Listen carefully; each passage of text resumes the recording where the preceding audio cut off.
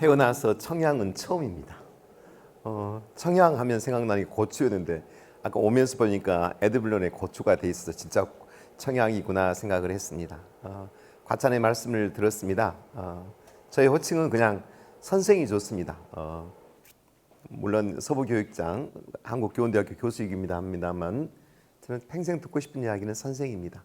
오늘 제 강의는 강연이라고 하지 마시고 우리가 살면서 자녀 문제로 지금 당장은 어려움이 없더라도 앞으로 이런저런 문제가 발생했을 때 내가 어떻게 하면 참 잘할 수 있을까라는 것을 먼저 좀 경험했던 사람한테 듣는 시간 이렇게 생각했으면 좋겠습니다. 아이들 학교 보내기가 참 힘듭니다. 예전에는 아침에 일어나면은 농번기 때는 일을 시킬까 봐 일찍 학교를 가고 그랬는데 요즘은 꼭 부모를 위해서 학교를 가는 것처럼 나 학교 안 가가 아주 입에 달렸습니다. 두 번째는 애들 때문에 기가 살고 기가 죽는 게 부모인 것 사실입니다. 우리가 힘들었던 그 시절을 우리 아들한테 물려주고 싶지 않는 게 부모의 마음인데 아이들 키우기만큼 자기 마음대로 안 되는 것은 없다라는 생각도 저도 같이 경험합니다. 좋은 친구를 만나면 좋겠는데 어찌 그걸 데리고 다니면 꼭 집보다 못한 애들만 데리고 다니는가 모르겠습니다. 그런데 이제 나무래면 엄마 다른 애들보다 이 애는 나를 얼마나 생각해 주는지 알아? 그리고 공부도 나보다 못해서 나한테 위안을 줘 막 그런 말도 하는데요. 아이들 만나는 것도 썩 그렇고 짜증을 그렇게 자주 내고 또 사춘기 때 겪어야 될 일들을 너무 빨리 조기에 하는 것 같고 요즘은 또 뭔가 사이버상에서 이 못된 행동들도 배우고 참 부모로서 굉장히 어려운 시기인 것 같습니다. 예전에는 부모님들이 아이들한테 이런저런 일 할 때 우리는 옛날에 어쨌는지 아냐라고 말이 안 먹히는 세상입니다. 그럴 때 우리는 무엇을 어떻게 해야 될까?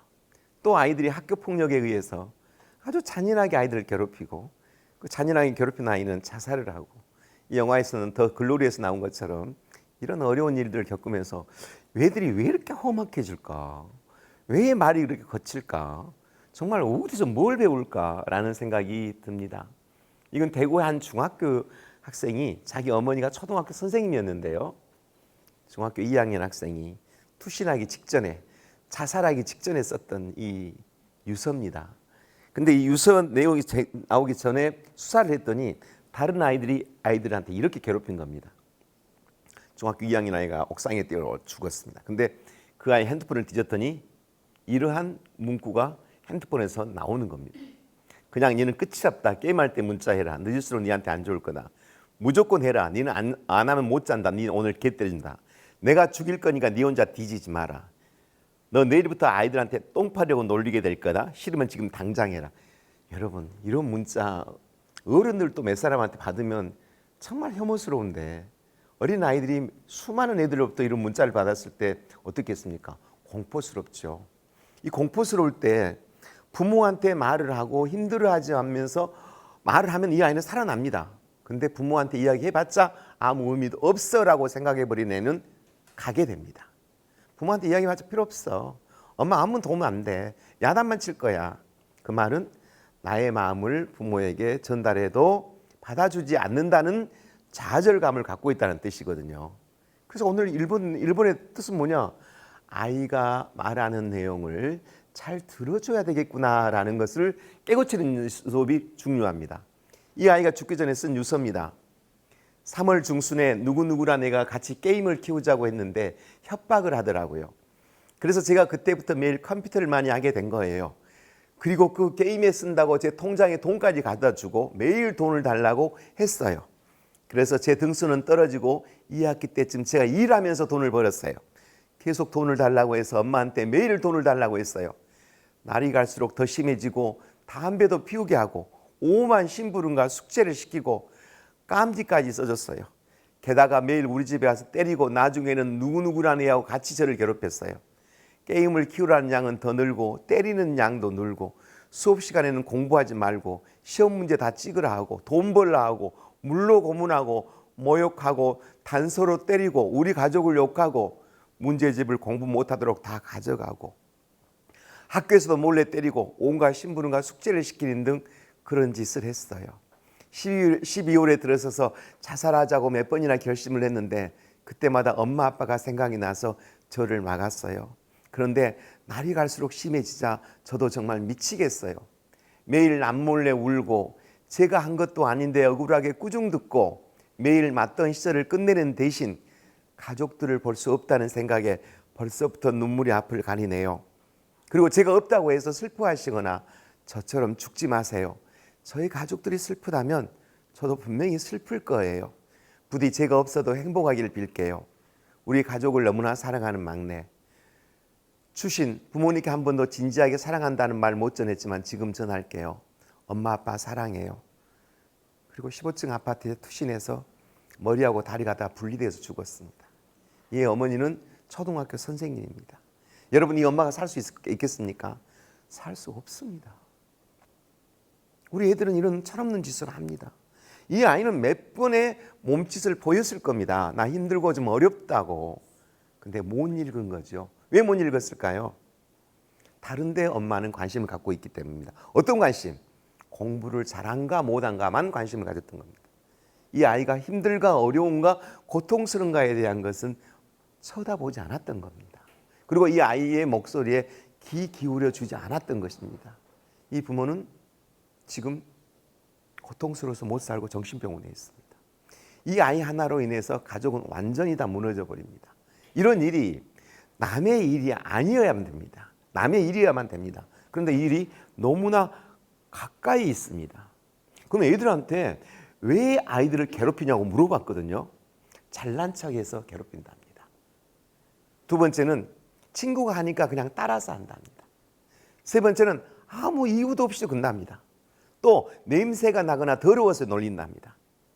뚱뚱하거나 못생긴 애모 때문이라고 합니다. 여러분, 저 마지막에 뚱뚱하거나 못생긴 애모 이야기를 하면 저도 가슴이 미어집니다. 우리 첫째 딸은 안 그러는데 두 번째 딸은 학교를 다니면서 다이어트를 잘못해가지고 굉장히 뚱뚱해요. 그러니까 애들한테 계속 따돌림을 당하고 욕을 먹고 다니는데 불쌍해서 못 보겠어요. 제가 장학사 시절입니다. 장학사, 그것도 생활지도 담당 딸이 다른 애들한테 따돌림 맞고 두드려 맞고 다닐 때 내 속이 어쩌겠습니까? 고통스럽더라고요. 부모가 안 돼 보는 이상 앞에서 앵무새처럼 말하는 교육 아무 의미도 없어요. 화가 나요. 죽이고 싶어요. 저 불쌍한 애를 왜 저렇게 괴롭히냐고. 그래서 교육하고 현실하고 다르다는 거예요. 그래서 나는 오늘은 교육을 하는 게 아니라 현실을 이야기할 거예요. 현실을 이야기해서 공자 같은 말이 아니라 아이도 살리고 나도 사는 방법을 이야기하려고 그래요. 볼게요. 이 아이는요, 제가 교육청 장학사 시절입니다. 이 어머니는 얼마나 유명하냐면요. 자기 자녀가 초등학교 2학년 때 따돌림을 당해가지고 학교를 제대로 못 다녔다라고 중학교 2학년 때부터 교육청에 와서 교육감을 상대로 불을 지르고 협박을 하고 악을 쓰니까 아주 악성 민원으로 소문이 났어요. 그때 내가 장학사였습니다. 교육감이 지쳐 있는 거예요. 그러면서 나한테 그래요. 저 어머니 좀 만나봐. 만나봤어요.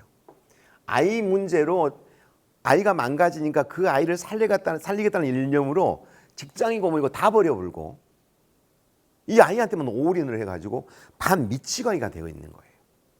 초등학교 2학년 때 일을 중학교 2학년 때 그때 그 선생님 집을 쫓아다니고 악을 쓰고 난동을 부리니까 이 사람의 말은 들리지 않고 다 미친 사람이라고 소문이 나 있는 거예요. 저 학부모가 전화를 한 번 하면 3시간, 4시간을 하게 되니까 모두 다 그 전화를 안 받으려고 도망을 가는 거예요. 어느 날 이분이 교육감 면담을 신청을 했는데 교육감 안 만나주니까 밖에서 농성을 하고 있으니까 교육감이 전화가 왔어요. 나 그 여자 만날라네요. 한번 만나봐야겠어. 어떤 사람인가. 어디서 만날랍니까? 교육감실에서 만나지 않고 자네 상담실에서 만날라네. 과장방 빌려줘. 예, 알겠습니다. 어머니 데리고 와. 와서 교육감이 큰 소리를 치고 만나보니까 온 몸에서는 냄새가 나고 얼굴이고 뭐이고 아주 미친 사람처럼 되어 있으니까 코를 막을 정도가 되어버리고 그리고 그 아이를 끌고 다녀. 여기 가서 우리 아이가 이렇게 됐어. 저 아이가 이렇게 됐어. 이러고 다니는 거예요. 이 아이는 그냥 엄마한테 끌려만 다니는 거예요. 그래서 교육감님한테 하고 싶은 이야기를 하십시오 어머니 그랬더니 어머니가 하신 말씀이 뭐라고 하냐면 우리 아이가 초등학교 2학년 때 담임쌤한테 맞았고 애들한테 따돌림 당하고 이렇게 배려버렸다. 그러니까 우리 아이를 위해서 교육청에서 뭘 해주라. 그러니까 뭘 해주면 좋겠냐라고 하니까 지금 우리가 초등학교 2학년인데 우리 아이는 요리를 배워야 되니까 자연과학고등학교 요리학과를 무조건 합격시켜주라. 그러니까 교육감이 뭐라 했냐면 그때까지는 내가 임기도 아니고 임기인다 할지라도 그것은 책임질 수 없어. 당연한 이야기죠. 그 다음에 두 번째 뭘 해줄 거냐. 우리 아이 정신병이 걸렸다. 이거 모두 치료해주라. 치료는 해야 되려면 이유를 따지고 우리 아이가 피해를 받았던 걸 증명해야 돼요 라고 원칙적인 이야기를 하니까 이 학부모가 품 안에서 뭘 탁 뽑아내는 거예요. 신나요, 신나. 소주병에다가. 그리고 위에다가는 마개를 해놓고 거기다가 나이타프를 붙이는 거예요. 바로 앞에서. 근데 교육감은 나한테 뭐라 그런지 아세요? 사진 찍어! 그러는 거예요. 지금 사진 찍을 때가 아니잖아요. 푹 뜯어갖고 내가 그걸 막였어요. 지금 사진 찍을 때가 아니에요. 교육감은 그걸 모르고 그게 터지면 죽는 건데. 그리고 이제 그분이 나의 이제 소위 전속이 되었습니다. 그분을 한번 하고 이야기를 하면 4시간, 5시간은 들어주려면 죽을 것 같이 몸이 아픕니다. 아픈 이야기를 듣는 것도 아프고 이 말도 안 되는 소리를 계속 듣고 있으니까 미칠 것 같습니다. 하루에. 근데 한 번, 두 번 생각해 연민의 정이 생기더라고요. 불쌍했어요. 그 원인이 사실이든 아니든 간에 이렇게 망가졌잖아요. 남편도 이 여자가 이렇게 하고 다니니까 이혼해버리고 내보내본 거예요. 이 아들하고 이 사람하고 덩그러니 남아있는데 그 집에를 가봤더니 쓰레기 때문에 뜨러미에 사람 집이 아니에요. 들어갈 수가 없어. 애기 밥도 안 먹이고 그렇게 미친 사람처럼 하고 다니는 거예요. 그러니까 정신병자고 아동학대로 누구한테 신고를 해달라는 거예요. 근데 딴 데 신고를 하면 난리를 치니까 신고도 못 한 거예요. 중학교 2학년, 3학년을 어떻게 간신히 제가 부탁을 해가지고 졸업을 시켜줬네요. 근데 고등학교 때는 몰라요. 나는 교육청에서 나와서. 그리고 제가 한 몇 년이 지나서, 한 10년이 지나서 서부교육청 교육장을 하고 있는데 서부교육장은 학생 수가 32만입니다. 엄청나게 큰 교육이 그 지역구입니다. 비서가 전화가 왔어요. 교육장님, 먼 아주머니가 나를 바꿔주라고 하는데 목소리를 들어보니까 약간 정신이 이상한 것 같습니다. 만나게 할까요? 아니 그래도 만나봐야죠. 내 전화번호를 드리십시오. 전화가 왔어요. 전화를 딱 받아봤더니 원빈이 엄마네. 10몇 년 전에 엄마. 어머니, 그러니까 교육장님, 그 어머니는 나를 좋아했어요. 왜냐하면 자기 말을 끝까지 들은 사람 나밖에 없었으니까. 막 펑펑 우네. 그래요. 우리 원빈이랑은 어떻게 지내나요? 자, 교육장님 제가 전화해도 싫으시지 않으세요? 싫지 않습니다. 제가 점심 살게요. 만날까요? 저 같은 년을 만나줄 수 있습니까? 아, 그럼요. 만나야죠. 갔어요. 남루해요. 거지예요. 거지. 원빈이는 어디 있나요? 울어. 집안에서 안 나오고 수염이 발밑까지 길러가지고 머리가 이렇게 산발해갖고 미친 사람처럼 집에서 안 나온대요. 아이를 어떻게 해주나요? 어디서부터 시작을 해야 될지 모르겠대요.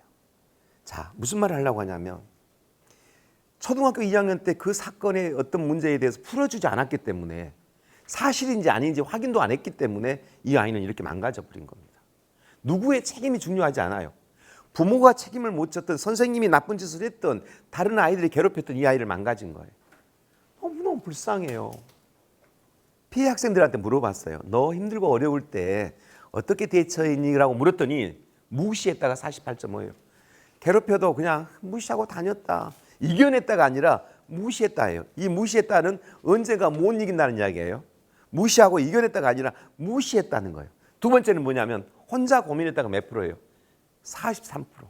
선생님이나 부모님께 말씀드렸다. 그나마 다행이에요. 또 있죠. 친구들과 상의했다. 12.9%. 가출이나 자살을 시도했다.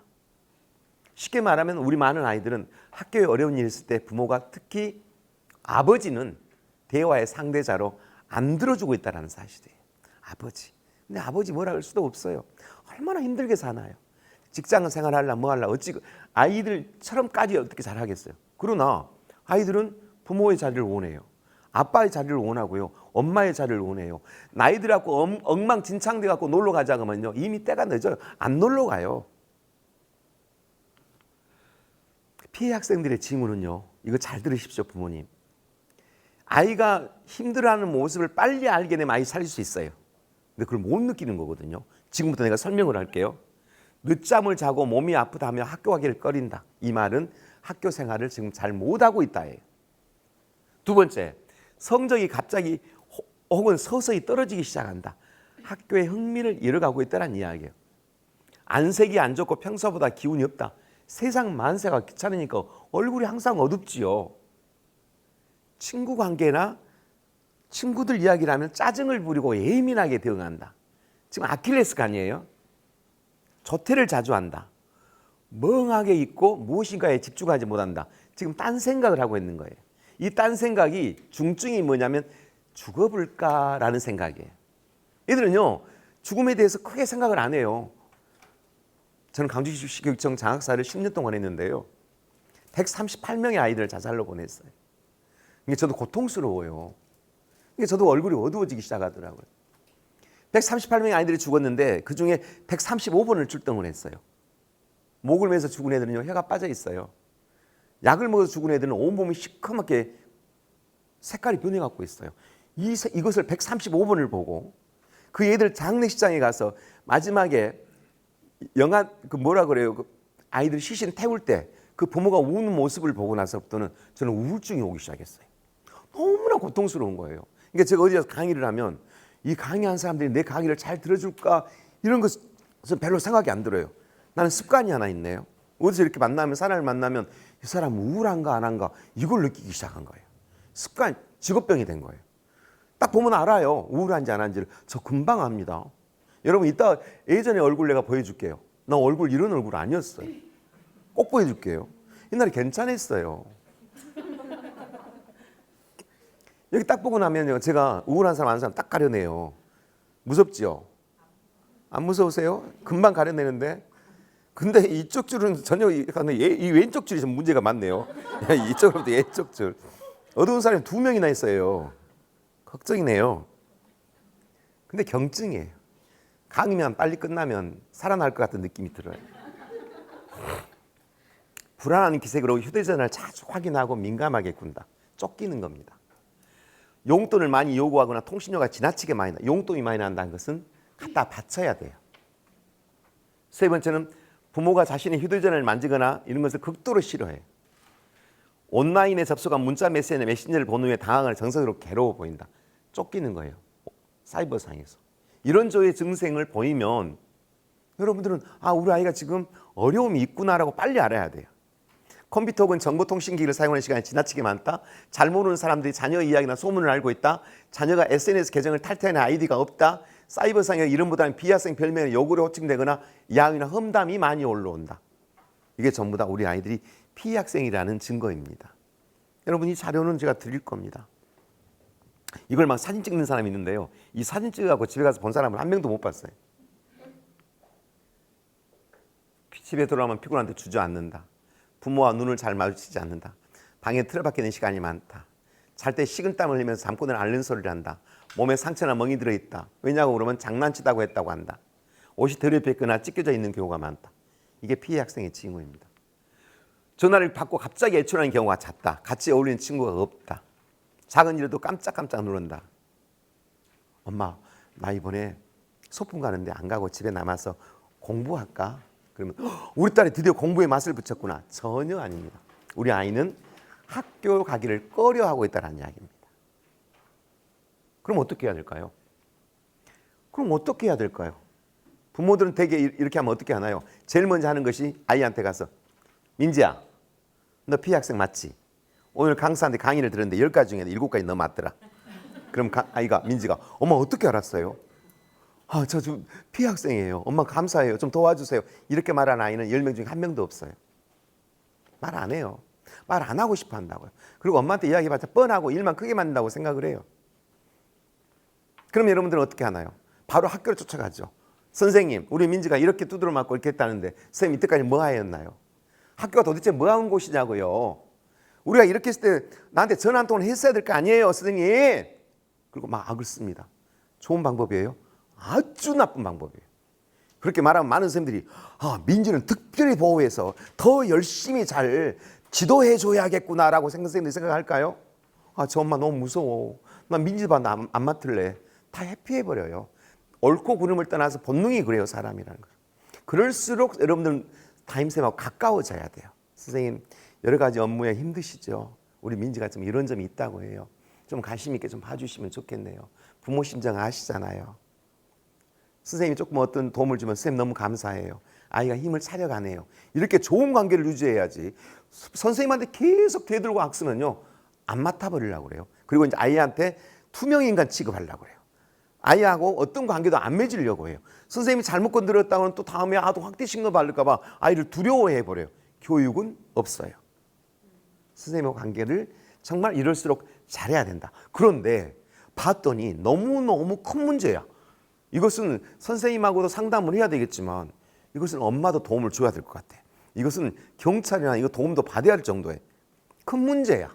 그럼 어떻게 해야 될까요? 제일 먼저 우리 아이가 썼던 메모나 일기장 이런 것들을 다 캡처를 하기 시작해야 돼요. 증거자료를 만들어야 돼요. 그리고 멍들거나 찍힌 장면도 사진도 찍어놔야 돼요. 그 다음에 이거 이메일이나 채팅 내용도 다 해놔야 되고요. 다른 애들하고 이야기했던 부분 녹취도 해놔야 돼요. 왜? 이건 법적으로 가야 될 상황이 된 교육적 공간을 넘었을 때의 이야기예요. 이것도 부모가 해야 됩니다. 힘들죠, 여러분.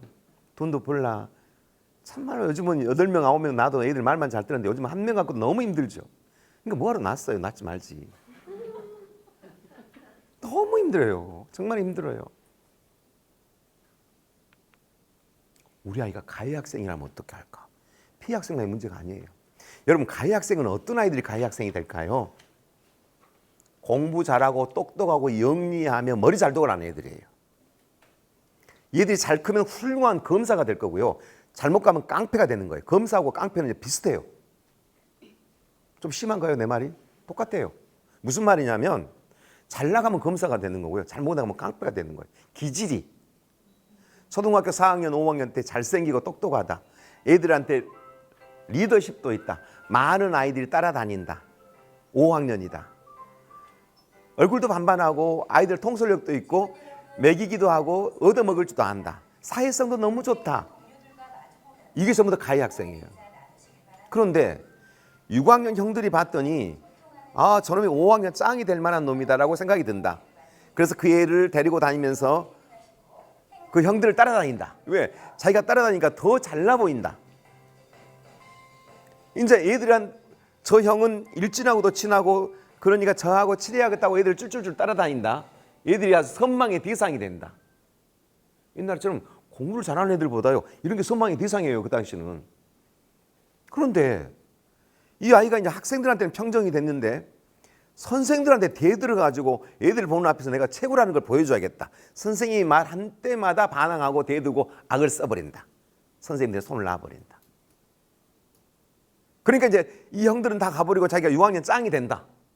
그러니까 중학교에서 놀고 다니는 형들이 자기를 불러다니기 시작한다. 술 먹고 담배 피고 삥 뜨고 돌아다니니까 너무나 기분이 좋다. 점점 학교 생활은 멀어지기 시작한다. 부모, 엄마, 아버지는 아직도 모르고 있다. 담배도 물론 핀다. 그런데 어느 날 선생님이 엄마에게 전화가 온다. 창길이 어머니, 저 담임입니다. 네. 창길이 이대로 둬서는 안 될 것 같습니다. 학교를 한번 오셔야 되겠습니다.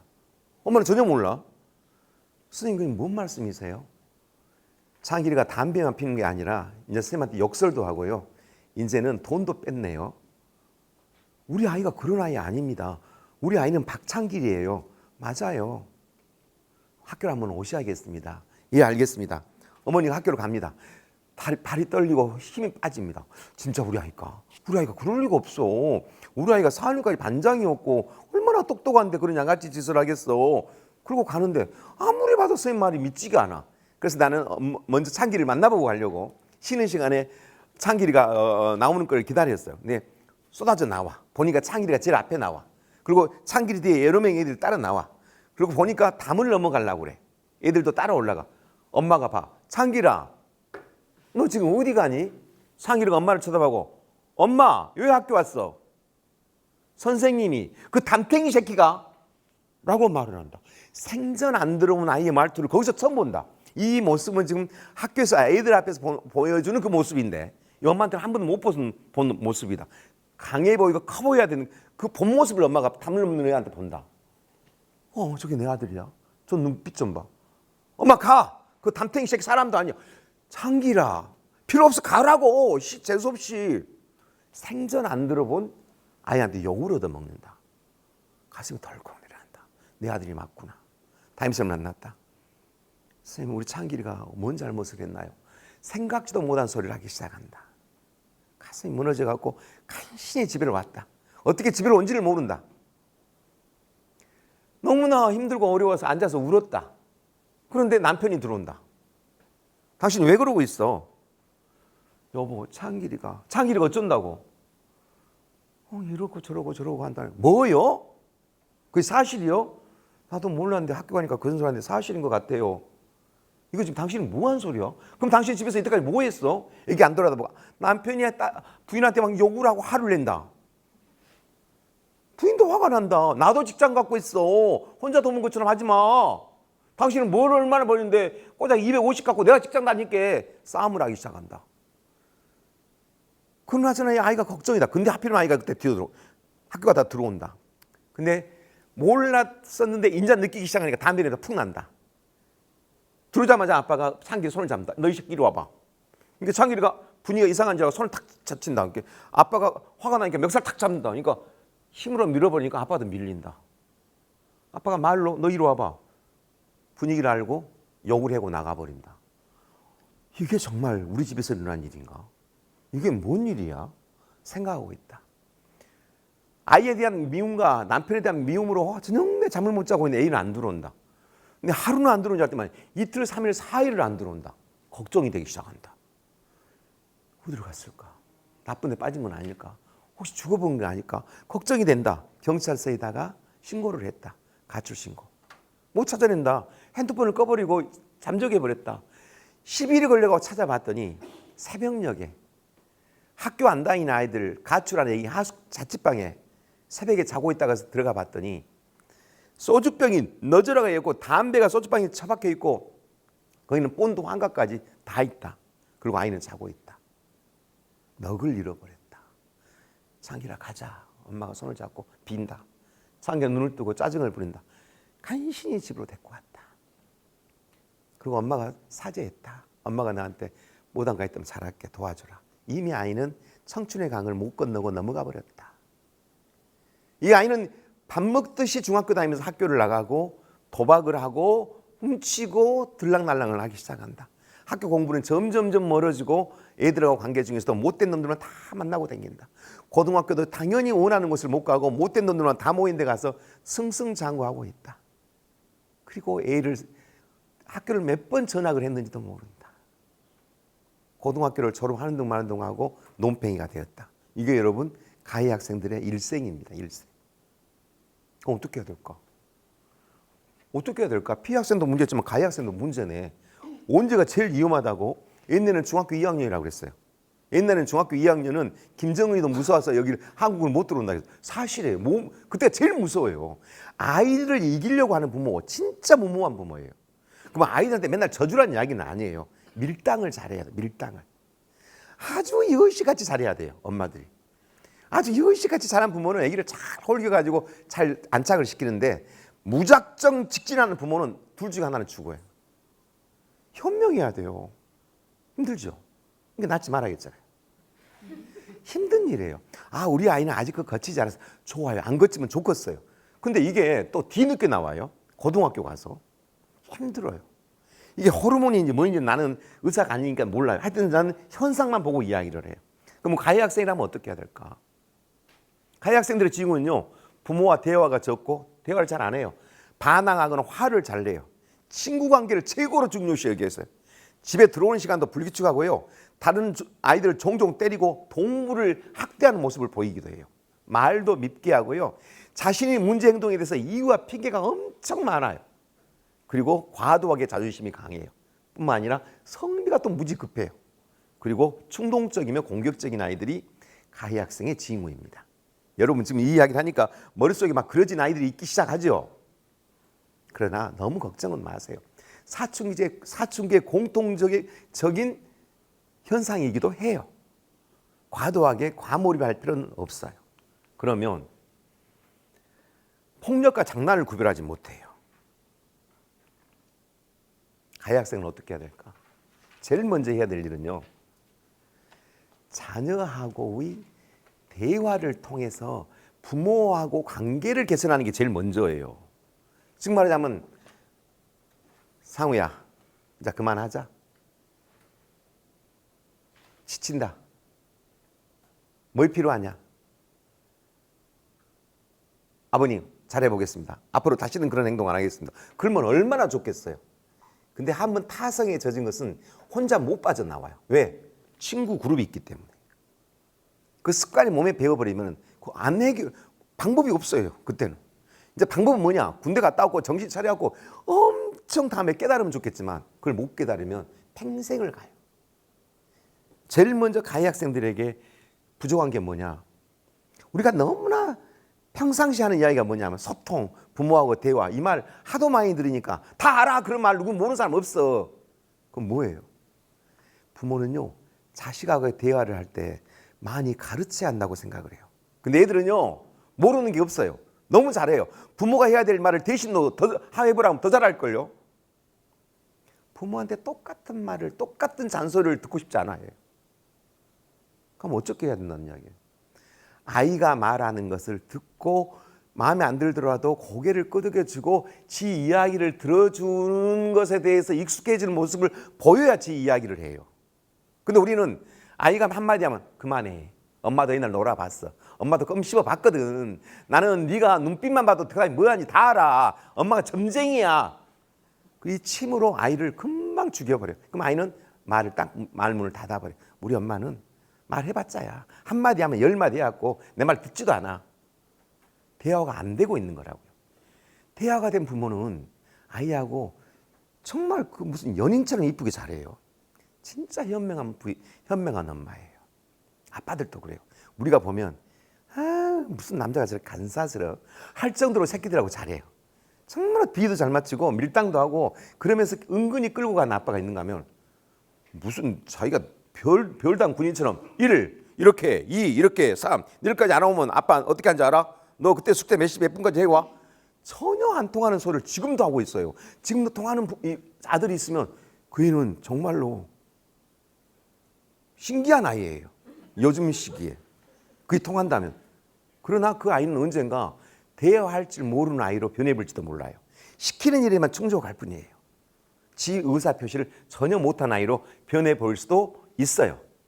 자, 가해 학생을 잘못했다고 폭행하지 마라. 제일 나쁜 방법이에요. 두 번째는 자녀들에게 폭액은 금물이다. 따뜻하게 안아줘야 한다. 이거 말은 쉽지만 진짜 어려워요. 미운 짓을 너무 많이 하는데 어떻게 안아줘요. 그럼에도 불구하고 한 박자 쉬어야 돼요. 한 박자 쉬고 정말 가면 못 견디겠다면 그 자리를 피해야 돼요. 거기서 부딪혀버린다. 금방 깨져버려요. 아이들 아버지한테 뺨 맞은 애들 꽤 많아요.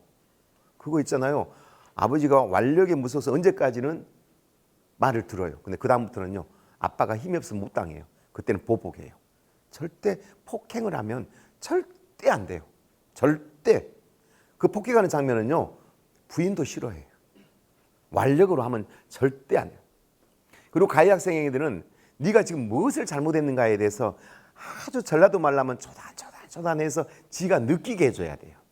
너 그거 하면 나쁜지 알지? 너 그거 징역 몇 년인지 알아? 너 지금 바로 신고하면 어떡해? 이 말 말고 너가 그렇게 아프게 했을 때 그의 집안은 어떻게 된가를 알려줘야 돼. 그렇게 고통스러운 거야. 아, 내 행동이 정말 그렇게 나쁜 짓이구나 하고 느끼게 해줘야 한다고요. 자살 이야기로 들어갑니다. 자살은요. 이건 작년에 우리 광주에서 죽은 애들 사례입니다. 하나에 한 명씩이에요. 엄마하고 다투고 나가서 공원에 목을 맸다. 두 번째는 학업성적 문제로 부모의 야단 맞고 동생과 데리고 투신했다. 여자친구와 결별선으로 죽음을 선택했다. 가족 장애와 가정 형편 비관으로 투신했다. 학업성적 저하와 진로 문제로 고민 중 투신했다. 여러분 초중고 중에 어떤 아이들이 제일 많이 자살을 할까요? OECD 국가 중 자살 비율 1위가 우리나라예요. 1위. 행복하지 않은 거죠. 그러면 전국에서 1, 2위를 다툰 데가 어딘지 아세요? 비율로? 대구하고 광주예요. 대구와 광주가 1, 2위를 다퉈요. 이유를 곰곰이 생각해 보세요. 뭘까? 그러면 옛날에는 고등학생이 1위였어요. 지금 중학생이 1위예요. 옛날에는 초등학생이 별로 없었어요. 지금 초등학생들이 상당한 퍼센트를 차지하고 있어요. 요즘 애들은 죽으면서도 중계방송 하면서 죽어. 엄마 나 약 먹었다. 나 뛰어내린다. 나 죽는다. 그러고 죽어요. 어이가 없어요. 어이가. 뭐 탓이에요? 나쁜 방송 탓이에요. 자, 2021년 자해 자살 시도자 수가 이렇게 많습니다. 자살 사망자 수도 이렇게 많습니다. 2020년 하루 평균 자살 사망자 수 오늘 또 이만큼 죽었습니다. 37명. 여러분, 나는 태어나서 한 번도 자살이라는 단어를 한 번도 생각 안 해봤다. 손 한번 들어보세요. 그렇죠. 정말 좋으시겠어요. 나는 해봤어요. 난 너무 힘들었어요. 이따가 제 이야기를 좀 하겠지만 아버지를 죽였다는 고통 속에 너무너무 힘이 든 거예요. 대학교 2학년 때. 죽고 싶었어요. 나 때문에 우리 아버지가 죽었고, 그리고 형님들은 다 노가다라고 있고 누나들은 식모살이를 하고 있어. 난 너무 고통스러워. 나만 없었으면 우리 아버지 안 죽었을까, 이 생각이 드니까 새벽에 잠이 안 와요. 그래서 저기 전남에 가면 조선대학교라고 있어요. 조선대학교 올라가는 길에 학문외과가 있는데요. 옛날에 그거가 아카시아 나무였어요. 대학교 2학년 때 이야기예요. 죽어야겠다 했어요. 저는 술을 못 먹어요. 이름이 주정이에요. 박주정. 주정이 술 못 먹으니까요. 그 옆에 있는 데서 소주를 막 먹었어요. 못 먹는 소주를. 그리고 혁티를 풀고 그 어디입니까? 그 아카시아 숲으로 갔어요. 겨울이에요. 겨울. 그러니까 낙엽은 다 떨어지고 아카시아 나무 숲이에요. 아카시아 나무 위로 올라갔어요. 막 아픈지도 모르고. 그리고 혁티를 딱 풀었어요. 그러고 위에다 묶었어요. 나 옥상이 떨어진 건 너무 무서워. 그냥 목맹이도 좋을 것 같아. 그래서 여기 딱 맸어요. 그러니까 기분이, 여러분 따라하지 마세요. 아, 이렇게 죽는가 보다. 아주 기분 나쁘진 않아요. 산소가 멈추면서 멍해져요. 근데 이 아카시아 나무가 썩었나 봐요. 밑으로 떨어진 거예요. 그러니까 무릎이 깨져갖고 아파 죽겠는 거예요. 벌떡이 나고 아파 죽겠네 막 발다 뛰었어요. 아프니까 죽을 뻔했다고 막. 그렇게 순간적인 거예요. 막 아파, 너무 아픈 거예요. 근데 아침에 새벽에 조깅을 하던 사람이 발견한 거예요. 저를. 왜 그러냐고. 그래서 아프다고. 그러니까 보니까 다친 것 같으니까 그 병원으로 데리고 왔어요. 옆에 조선대 병원으로. 응급실로. 의사가 빨리 안 와요. 아파 죽겠는데 짜증나게. 아파요 막. 근데 좀 있으니까 그 나이 엄청 많이 먹은 할아버지가 의사인가 봐요. 그래갖고는 나를 딱 쳐다보는 거예요. 응급실 몇 에 앉아있는데. 나한테 왜 다쳤어? 이러는 거예요. 그러면은 지금 같으면 그렇게 말 안 했을 텐데 저 죽으려고 저 나무 위에다가 이걸 먹었는데 썩어가지고 밑으로 떨어졌다고 말을 했어요. 그랬더니 그 의사가 내 뺨을 때리게, 젊은 놈의 새끼가 그럴 정신도 살아. 뺨을 때린 거예요. 치료를 안 해주고 팡 때리고 또 세게 때리고 아파 죽겠어요. 치료를 안 해주고 뺨을 때리는 거예요. 이 새끼 그런 식으로 너무 아파. 그러더니 나한테 이렇게 해보래요. 아까 엄청 아팠거든요. 이제 안 아파본 거예요. 그러고 걸어봐. 그러니까 걸었어요. 그러니까 가! 그래. 충동적이에요. 젊은 시절에. 우리 아이는 저녁에 웃거다가 오늘 죽을 이유가 없었다. 그렇지 않아요. 충동적이에요. 충동적이라는 걸 설명을 한 거예요. 자, 청소년들은요, 자살한 심리가 회피 심리예요. 나 공부하고 대학 못 갈 것 같아. 죽어버리는 게 낫겠어. 엄마가 죽었어. 나 엄마 사랑해. 엄마 없으면 난 못 살아. 난 죽어서 엄마 만날 거야. 재결합 승리. 선생님 나한테 이렇게 말했지. 내가 분명히 유서 써갖고 선생님 욕하고 죽을 거야. 보복 심리. 나는 아무것도 할 수 없어. 차라리 그냥 죽는 게 나아. 자해하는 심리. 나는 너무나 못났어. 그냥 이렇게 처벌하는 게 나아. 이게 여러분 청소년 자살의 심리라고 합니다. 내 이야기는 아니에요. 의사들의 이야기예요. 자살의 징후는요, 내가 사라져 줄게란 말 제일 많이 써줘요. 엄마, 내가 사라져 줄게. 그럼 우리 아이가 지금 자살에 대한 생각을 가지고 있구나. 더 이상 너를 괴롭히지 않을 거야. 누구를 좋아해. 근데 그 애가 나를 전혀 안 만나줘. 그럼 이렇게 말해. 더 이상 너를 괴롭히지 않을 거야. 죽을 거야, 그 말이야. 아무것도 내 상황을 바꿀 수 없어. 좌절. 엄마 아빠 미안해, 안녕. 갑자기 전화하고 엄마 아빠 미안해, 안녕. 평상시에 지가 뭘 잘못해갖고 엄마 아빠 미안해, 안녕. 그러면 이해가 되는데 갑자기. 그럼 이상한 거예요. 빨리 알아들어야 돼. 아이가 지금 어려움이 있구나. 그래, 은지야, 조금 어려운 일이 있구나. 조금 생각해 보게. 엄마랑 만날까? 이 정도 하고. 뭔 소리야, 바쁜데. 헛소리 하지 마. 나 뭐 일하고 있어. 죽으라면 죽어. 죽어버려요. 절대 그 말씀 안 돼. 죽으라면 죽으라고. 나 바빠. 내가 자꾸 강의를 하다가 여러분, 내가 실수한 게 있는데요. 자꾸 등을 돌려요. 여기를. 등을 안 돌리려고 내가 너무 노력하거든요. 등을 돌리는 것은 아주 나쁜 버릇이에요. 등을 보이는 것은. 광주시교육청 장사를 하는데 저 위에 죽으려고 하는 애를 설득을 합니다. 메가폰으로. 근데 한 4시간을 그렇게 하고 있어요. 근데 지쳐. 그래서 난 물 좀 주라고, 물을 이렇게 주라고 먹으니까 제가 바로 뛰어내려요. 그게 뭐예요? 포기했구나라고 생각해 본 거예요. 자기를 설득을 포기했구나 생각하고 뛰어내려 버린다고요. 이게 절대 설득을 할 때 등을 보이면 안 된다고요. 이해됐죠? 이 아이는 설득을 하고 있는데 이쪽도 안 뛰어내리고 밑에는 매트를 깔아놨는데 저쪽으로 가서 뛰어내려 버리더라고요. 죽었죠. 이건 적극적인 자살이에요. 그것은 적극적인 자살. 그러면 자살 징후는 뭐가 있냐? 갑작스럽게 행동이 변해요. 너무 잠을 많이 잔 놈이 안 잔다든가, 안 잔 애가 너무 잠을 많이 잔다든가, 이런 것들. 물건을 정리하는 것, 중요한 물건을 나눠주는 것, 용건 없이 잘 지내는 안녕이라고 하는 것, 평소와는 달리 못 먹거나 너무 많이 먹는 것, 너무나 잠을 많이 자는 것, 못 자는 것, 어떤 날은 기분이 막 좋았다가 어떤 날은 기분이 막 안 좋았다는 것, 이게 자살의 징후예요. 이런 생각이 되면 우리 아이한테 어려움이 있구나라는 생각을 가져야 돼요. 자살이라는 개입은 제가 설명을, 자살을 사고예요. 생각한다는 뜻이에요. 자살 띵킹. 자살을 생각하고 자살 방법을 탐색하고 자살을 시도하는 이 3단계 관계를 거쳐요. 이거에 대한 이야기는 좀 더 깊게 들어가면 우울해져요. 그래서 여러분들 그냥 책을 보고 공부하기 바랍니다. 자, 너 지금 죽으려고 하는 거지? 이렇게 물을까요? 너 지금 많이 힘이 들어서 그러니? 라고 아주 위험에 처했을 때는 직시적이어야지. 너 죽고 싶어서 지금 계획 세우는 거지? 딱 이렇게 바로 들어가야 돼요. 우회하지 말라고요. 두 번째는 자살 시도를 바로 할 때 119에 바로 신고하는 거. 그 다음에 침착하게 낮은 목소리를 말하는 시간을 벌기는. 아이가 막 지금 흥분해하고 죽고 싶다는데 같이 엄마랑 같이 흥분하면 절대 안 돼요. 더 낮춰주는 거예요. 더 침착하게. 그 아이의 뭐를 뺏는 거예요? 에너지를 뺏는 거예요.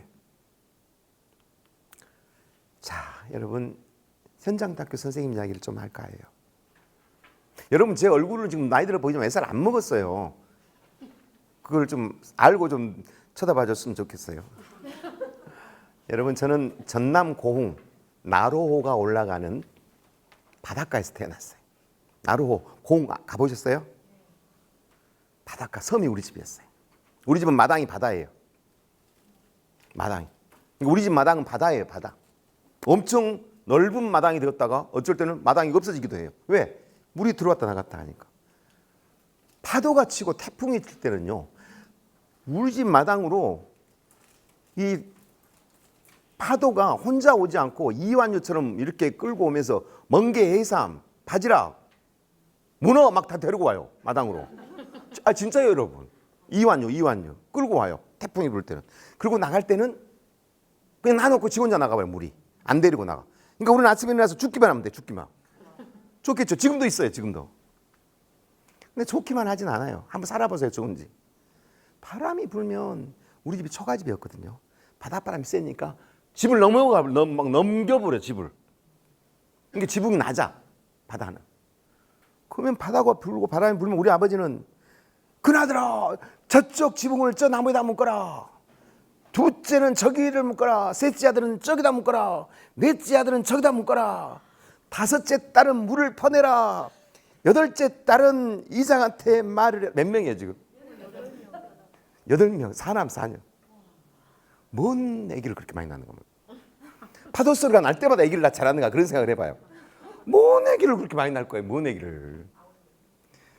저는 그 위에서부터 6번째. 6번째. 근데 제가 태어나기 전에 우리 아버지는 초등학교 선생님이었대요. 제가 태어나기 전에 5째까지. 초등학교 선생님이었는데 초등학교 선생님들 달리기 시합이 있었다네요. 선생님들끼리 달리기 시합이 있었대요. 군에서. 근데 달리기를 하다가 자빠졌어요. 그리고 여기를 약간 골절이 된 거예요. 근데 수술을 치료를 잘못해가지고 여기까지 썩어본 거예요. 여기까지. 그러니까 이 허리 밑에까지 한 다리를 잘라버려야 돼. 우리 아버지 나이 몇 살? 29. 그러면 이거 잘리면 그 당시에는 선생님을 못해. 장애인은.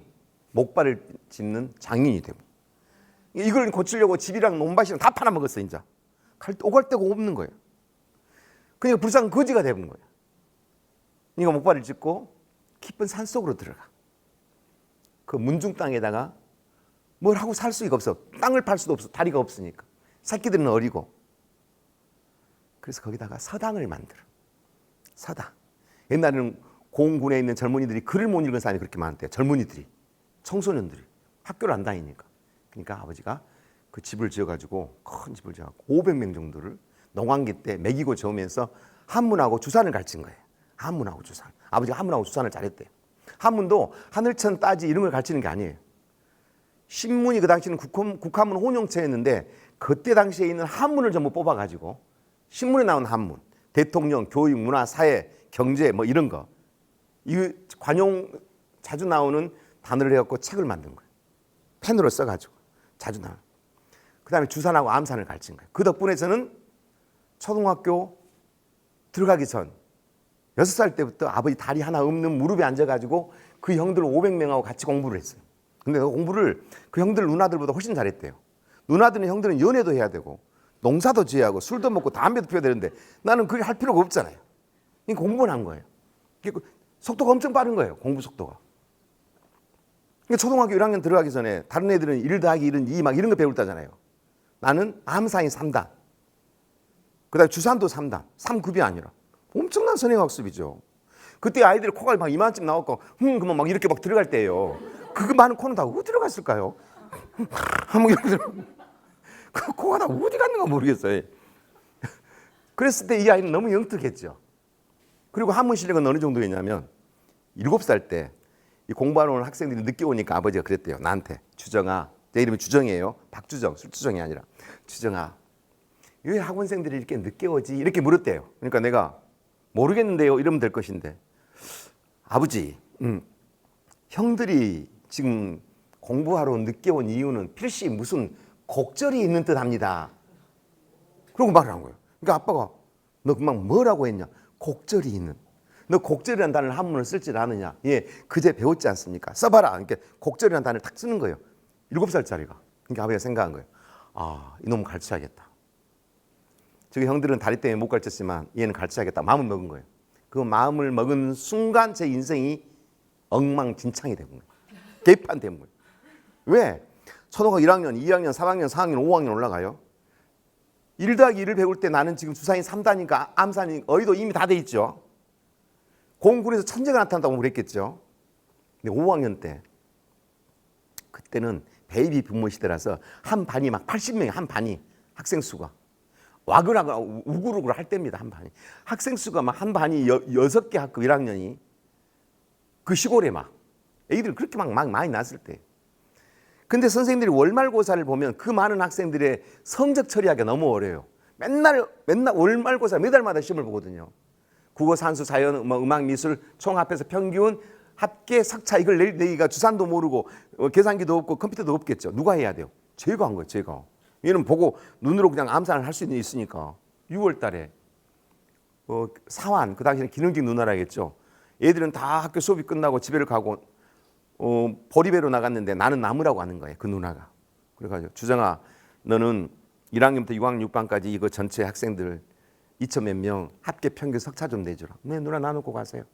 석차를 내고 있는데 1학년 1반급부터 하고 있는데 5학년 1반 14번 내 거에 궁금한 거예요.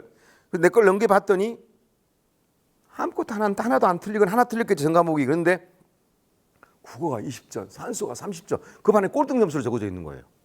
아, 우리 선생님 왜 내 점수를 잘못 기록했을까? 그리고 3층에서 교실에서 1층 교무실로 간 거예요. 선생님 앉아 계시길래 갔죠. 선생님 32kg였대요 그때가. 고무신 신고. 선생님 내 성적이 잘못 기록되어 있는데요. 그럼 선생님이 어디가 이래야 되는데 그걸 안 쳐다보고 벌떡 일어나더니 내 머리카락 확 묶여 잡는 거예요.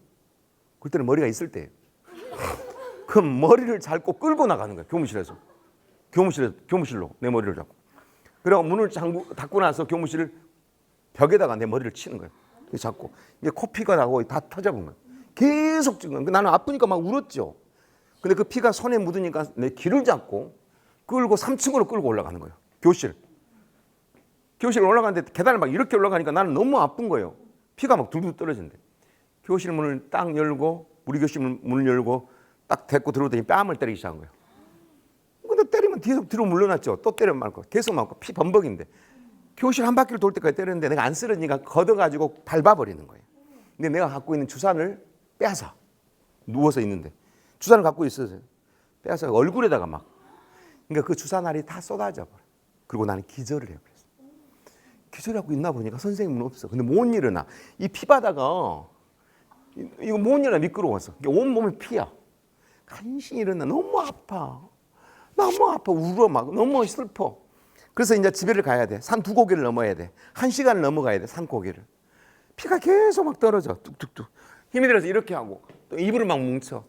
또 쉬었다가 또 계속 보리밭 사이로 피가 뚝뚝뚝 떨어져. 산을 넘어가니까 어둑어둑해졌어. 근데 그 날이 우리 집 모내기 한 날이라네. 모내기 한 날인데 아버지는 다리가 없으니까 모내기를 하러 못 가. 그러니까 엄마가 마을 사람들 데리고 모내기를 하고 아버지는 큰 밥솥에다가 솥단지에다가 밥을 해. 저녁밥을 먹이려고 모내기 한 사람. 근데 산에서 내려온 꼬맹이가 아무리 봐도 자기 아들 같아요. 근데 피범벅이야. 근데 가까이 올수록 자기 아들이야. 그러니까 아버지가 깜짝 놀라고 벌떡 일어나. 다리 2개가 다 있는 줄 알고. 잊어버렸어. 다리가 하나 없는 걸. 벌떡 일어나가지고 균형을 잃어버렸겠죠. 뒤로 자빠져야 되는데 어디로 자빠져 버렸어요. 앞으로. 앞이 어디예요? 불속. 밥하고 있는 불속. 근데 나는 가서 아버지를 끄집어냈죠. 그래 빗자루 막 털어냈죠. 근데 그래도 막 붙어있죠. 근데 그거 관계없이 아버지가 목발을 짚고 다시 일어나. 그리고 나를 쳐다봐. 누가 이렇게 때렸냐. 선생님이. 이게 왜 때렸냐 모르겠다. 근데 이 얼굴에가 그 큰 주사날 3개가 박혀 있었나 봐요. 나는 몰랐죠. 하나를 뽑아. 그러니까 그 피가 2개를 난 걸 하나를 뽑으니까 피가 아버지 바지로 품어져 나가니까 눕혀 나를. 그리고 얼굴을 감아놓고 화가 나니까 목발을 짚고 그 산을 넘어가는 거야. 다리가 하나밖에 없는데 화가 나. 그 산을 막 산을 막 울부짖으면 넘어가. 막 미쳐갖고. 그리고 이제 어머니는 모내기를 하고 와서 집에 와봤더니 아들은 피투성이가 돼 있고 밥은 다 타져버렸고 남편은 없고 밤이 캄캄한 그 시절에 그땐 전기가 안 들어온 시절이에요. 캄캄한 산 속에 우리 형제가 나고 엄마밖에 없는데 아버지가 안 와 밤에. 왜 안 올까? 왜 안 올까? 산 등성이만 쳐다보고 있어. 그래도 안 와. 근데 아주 늦은 시간에 근데 시계가 없어서 몇 시인지도 몰라요. 어떤 사람이 불을 들고 우리 집으로 막 손살같이 내려오는 거예요. 그러니까 내가 엄마 우리 아버지다 그랬더니 너가 아버지 아니다. 왜요? 너가 아버지는 쩔뚝거리고 와야 돼. 저분이 이렇게 뛰어온 건 너가 아버지가 우리 아버지가 아니라 마을에 있는 아는 형이에요. 형이 와서 우리 마당에 와서 주정이 어머니 큰일 났습니다. 그러니까 너희 어머니가 밤에 네가 이 밤중에 뭔 일이냐? 큰일 났습니다. 뭔 큰일이 났다고? 주정이 아버지 돌아가셨습니다. 주정이 아버지가 왜 돌아가셨다고? 모르겠습니다. 우리는 미친 사람이 돼갖고 고무신을 신고 올라가다 보니까 고무신이 다 어디로 가버리고 맨발로 마을을 가봤더니 아버지는 화가 나서 학교로 가려다가 학교 자기가 그래도 옛날 선생님이었고 교감에 자기 친구인데 그걸 못 가겠는 거예요.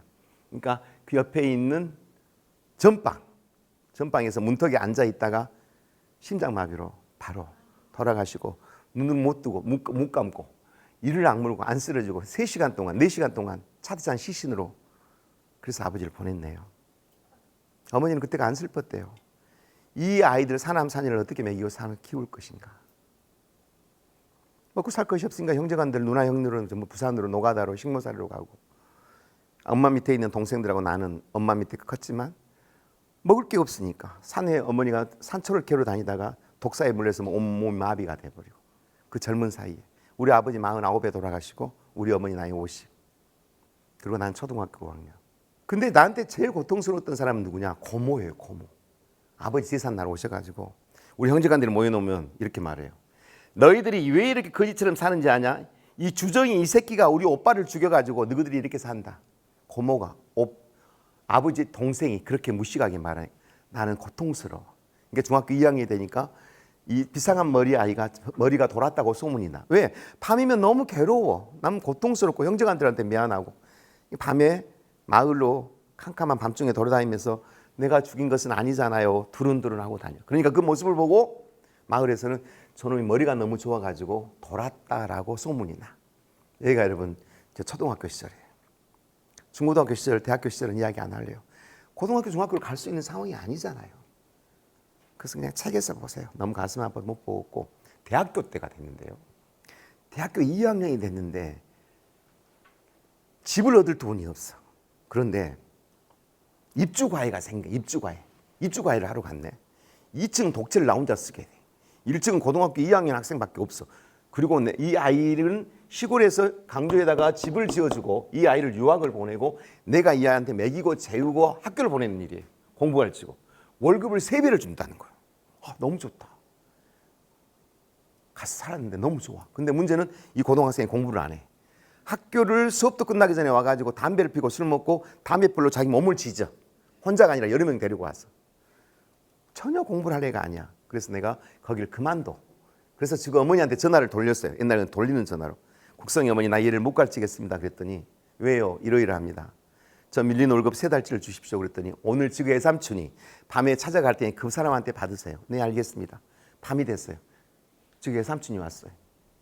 난 돈을 받으려고 있는데 세상에 그 애삼촌이 그 초등학교 5학년 때 담임선생님 강주에 교감으로 되어 있는 게 그 애삼촌이 그 사람이더라고요. 10년 만에 만난 거예요. 가슴 너무 뛰었어요. 근데 이 사람이 나한테 뭐라 그러냐면 너 이 새끼 공부를 제대로 가르쳐서야 돈을 주지 이 새끼야. 공부도 못 가르치면서 뭔 돈을 주라 그래. 만나자마자 욕설을 해. 난 그때 더 글로리에 나온 사람처럼 죽이고 싶었어요. 저는 인간도 아니다. 선생님 내가 누군지 아세요? 박주정이잖아.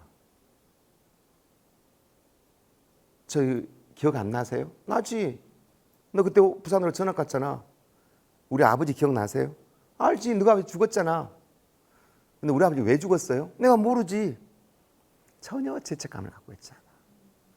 그때부터 저는 굉장히 기구한 인생이 되었어요. 대학교 졸업하고 서울 삼성 본사에 합격을 했으나 6개월 만에 그만두고 서울역에 나와서 무엇을 할까?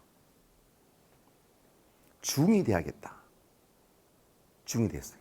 중이 됐는데 적성에 딱 맞는 거예요. 딱 좋아. 왜냐하면 18명의 중을 모시는데 정신없이 바빠. 그러니까 엄마가 계신지 아빠가 죽은지 생각이 안 나. 시주도 제일 내가 많이 받았고 없고 그 주의 스님이 중 이름도 지어줬어요. 어디 살다 왔냐 그래서 삼성이라고 했더니 삼성 스님도 만들어주고 너무 좋다. 근데 그것도 갈증을 못 풀어줬어요. 그래서 여러분 지금부터 할 이야기가 92년이 된 거예요. 다시 속세로 나왔어요. 교수님을 만났어요. 직장을 구해달라고 만났더니 교수님이 깜짝 놀랐어요. 왜 머리가 그러냐고. 교도소 갔다 왔냐고. 아니 중이라고. 화를 버럭버럭 내셨어요. 헛짓거리하지 말라고. 자기 밑에서 석사 박사를 하라고. 알겠다고 석사 박사를 했어요. 근데 박사 졸업을 앞두고 돈이 없어서 1992년에 강주의 한 실업계 고등학교 선생님이 되었네요. 여기서부터 그 이야기를 할 거예요. 이제 잘 들으세요. 92년대 선생님이었을 때 난 아이들한테 정말 잘해주고 싶었어요. 92년도에 실업계 고등학교는 애들이 공부를 정말 안 하는 애들, 어려운 애들이 많았어요. 그래서 안아주고 사랑해주러 갔는데 사랑해 줄 수가 없었네요. 92년 3월 2일 날 학원과 2학년 일반 담임으로 교실에 들어갔는데 50명이 정원인데 5명 앉아 있는 거예요. 그래서 제가 앞에 있는 애한테 물었어요. 야, 애들이 왜 이렇게 안 왔냐? 얘가 벌떡 일어났고 안 온 놈한테 물어보세요. 알았다. 하루를 지나봤더니 그 학교 애들이 어떤 애들인지 알았어요. 그 애들은 학교로 오는 시간이 9시 온 놈, 10시 온 놈, 오후 4시 반까지 계속 오는 거예요. 하루 종일. 하루 종일 오는 거예요. 하루 종일 문제가 아니에요. 또 하루 종일 또 집에 가요. 하루 종일 오고 가는 학교예요. 자유학기제 뭐 자유학기제. 뭔 이런 학교가 다 있대. 근데 난 애들이 궁금한 게 아니라 선생님들도 궁금해. 그걸 보고도 선생님들이 한 말도 안 해.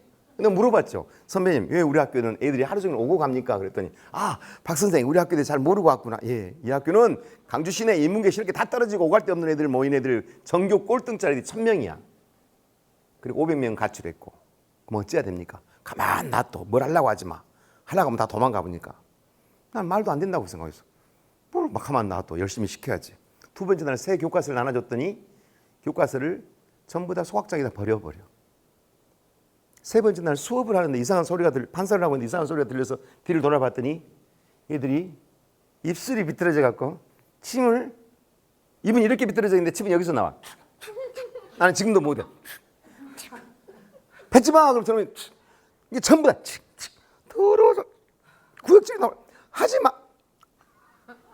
사람이 아니구나. 공부를 가르칠 일이 아니다. 얘들은 습관을 가르쳐줘야겠다. 습관을 가르치려면 종례하고 저희만큼 안 된다. 아침 7시에 가서 애들 올 때부터 옆에 앉아있자. 그래갖고 아침 9시 수업 시작하기 전까지 애들하고 같이 있으면서 계속 지도를 하자. 7시부터 계속. 그리고 이제 쉬는 시간에 아침 내가 수업 가고 나서 쉬는 시간 10분 얼른 교실로 들어가서 칠판 닦아주고 창문 열어주고 침 닦아주고 버려진 교과서 가져오고 오늘 공부할 거 펴놓고 반드시 앉혀놓고 수업 준비 시켜놓고 얼른 내 수업 들어갔다가 또 쉬는 시간에 얼른 돌아와서 쓰러지고 닦아주고 3개월 동안 죽도록 1시간도 안 빼먹고 진짜 다 했네요. 죽도록 해서 죽도록 1시간도 안 빼먹었네요. 그랬더니 애들이 어떻게 됐겠어요? 어떻게 변했겠어요? 말을 더 안 들어요. 더 안 들고 나한테 욕을 해 인자. 그리고 다른 선생님들이 그렇게 하니까 변해? 안 변한다고 했잖아. 그놈들은 막 비웃어. 내가 욕심을 너무 많이 부렸다. 한 가지씩 하자. 못 도망가게 하자.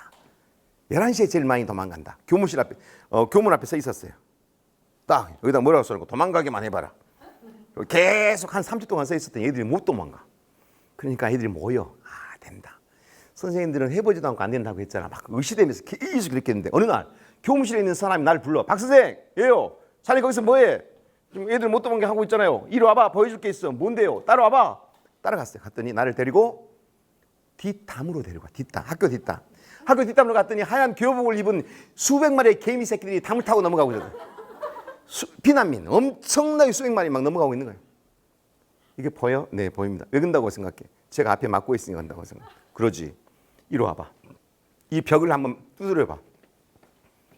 벽돌담. 아무 힘도 없어. 이거 무너지면 300명이 다 죽어. 왜 이렇게 무모한 짓을 하냐고 나한테 화를 내, 그 선배가.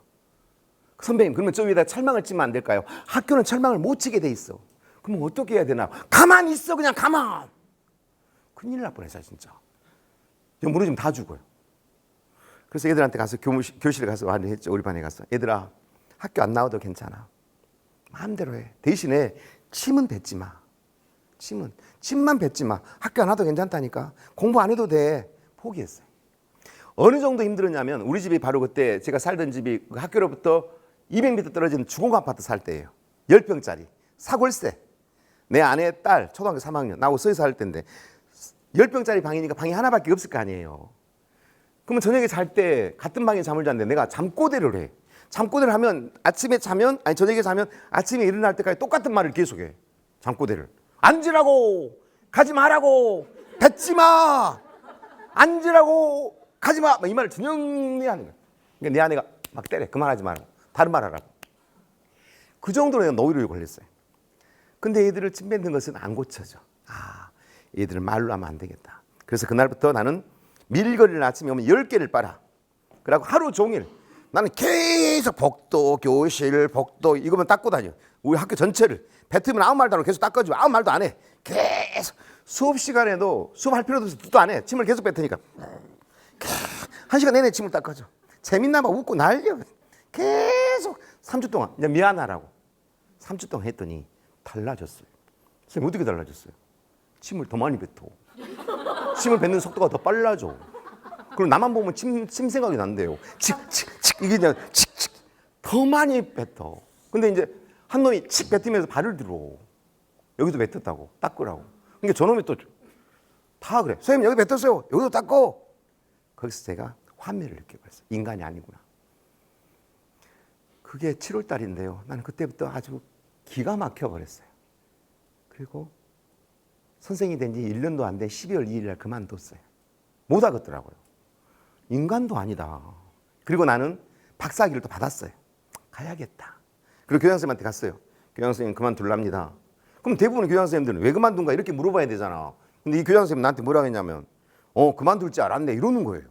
그래서 내가 물어봤어요. 왜 내가 그만둘 줄 알았냐고 그랬더니 애들이 가면 반갑다 오면 온갑다 뱉으면 뱉을감다 하지 몰라 쫓아다니고 난리란 거 이렇게 말한 사람. 성이 유씨 못됐어요.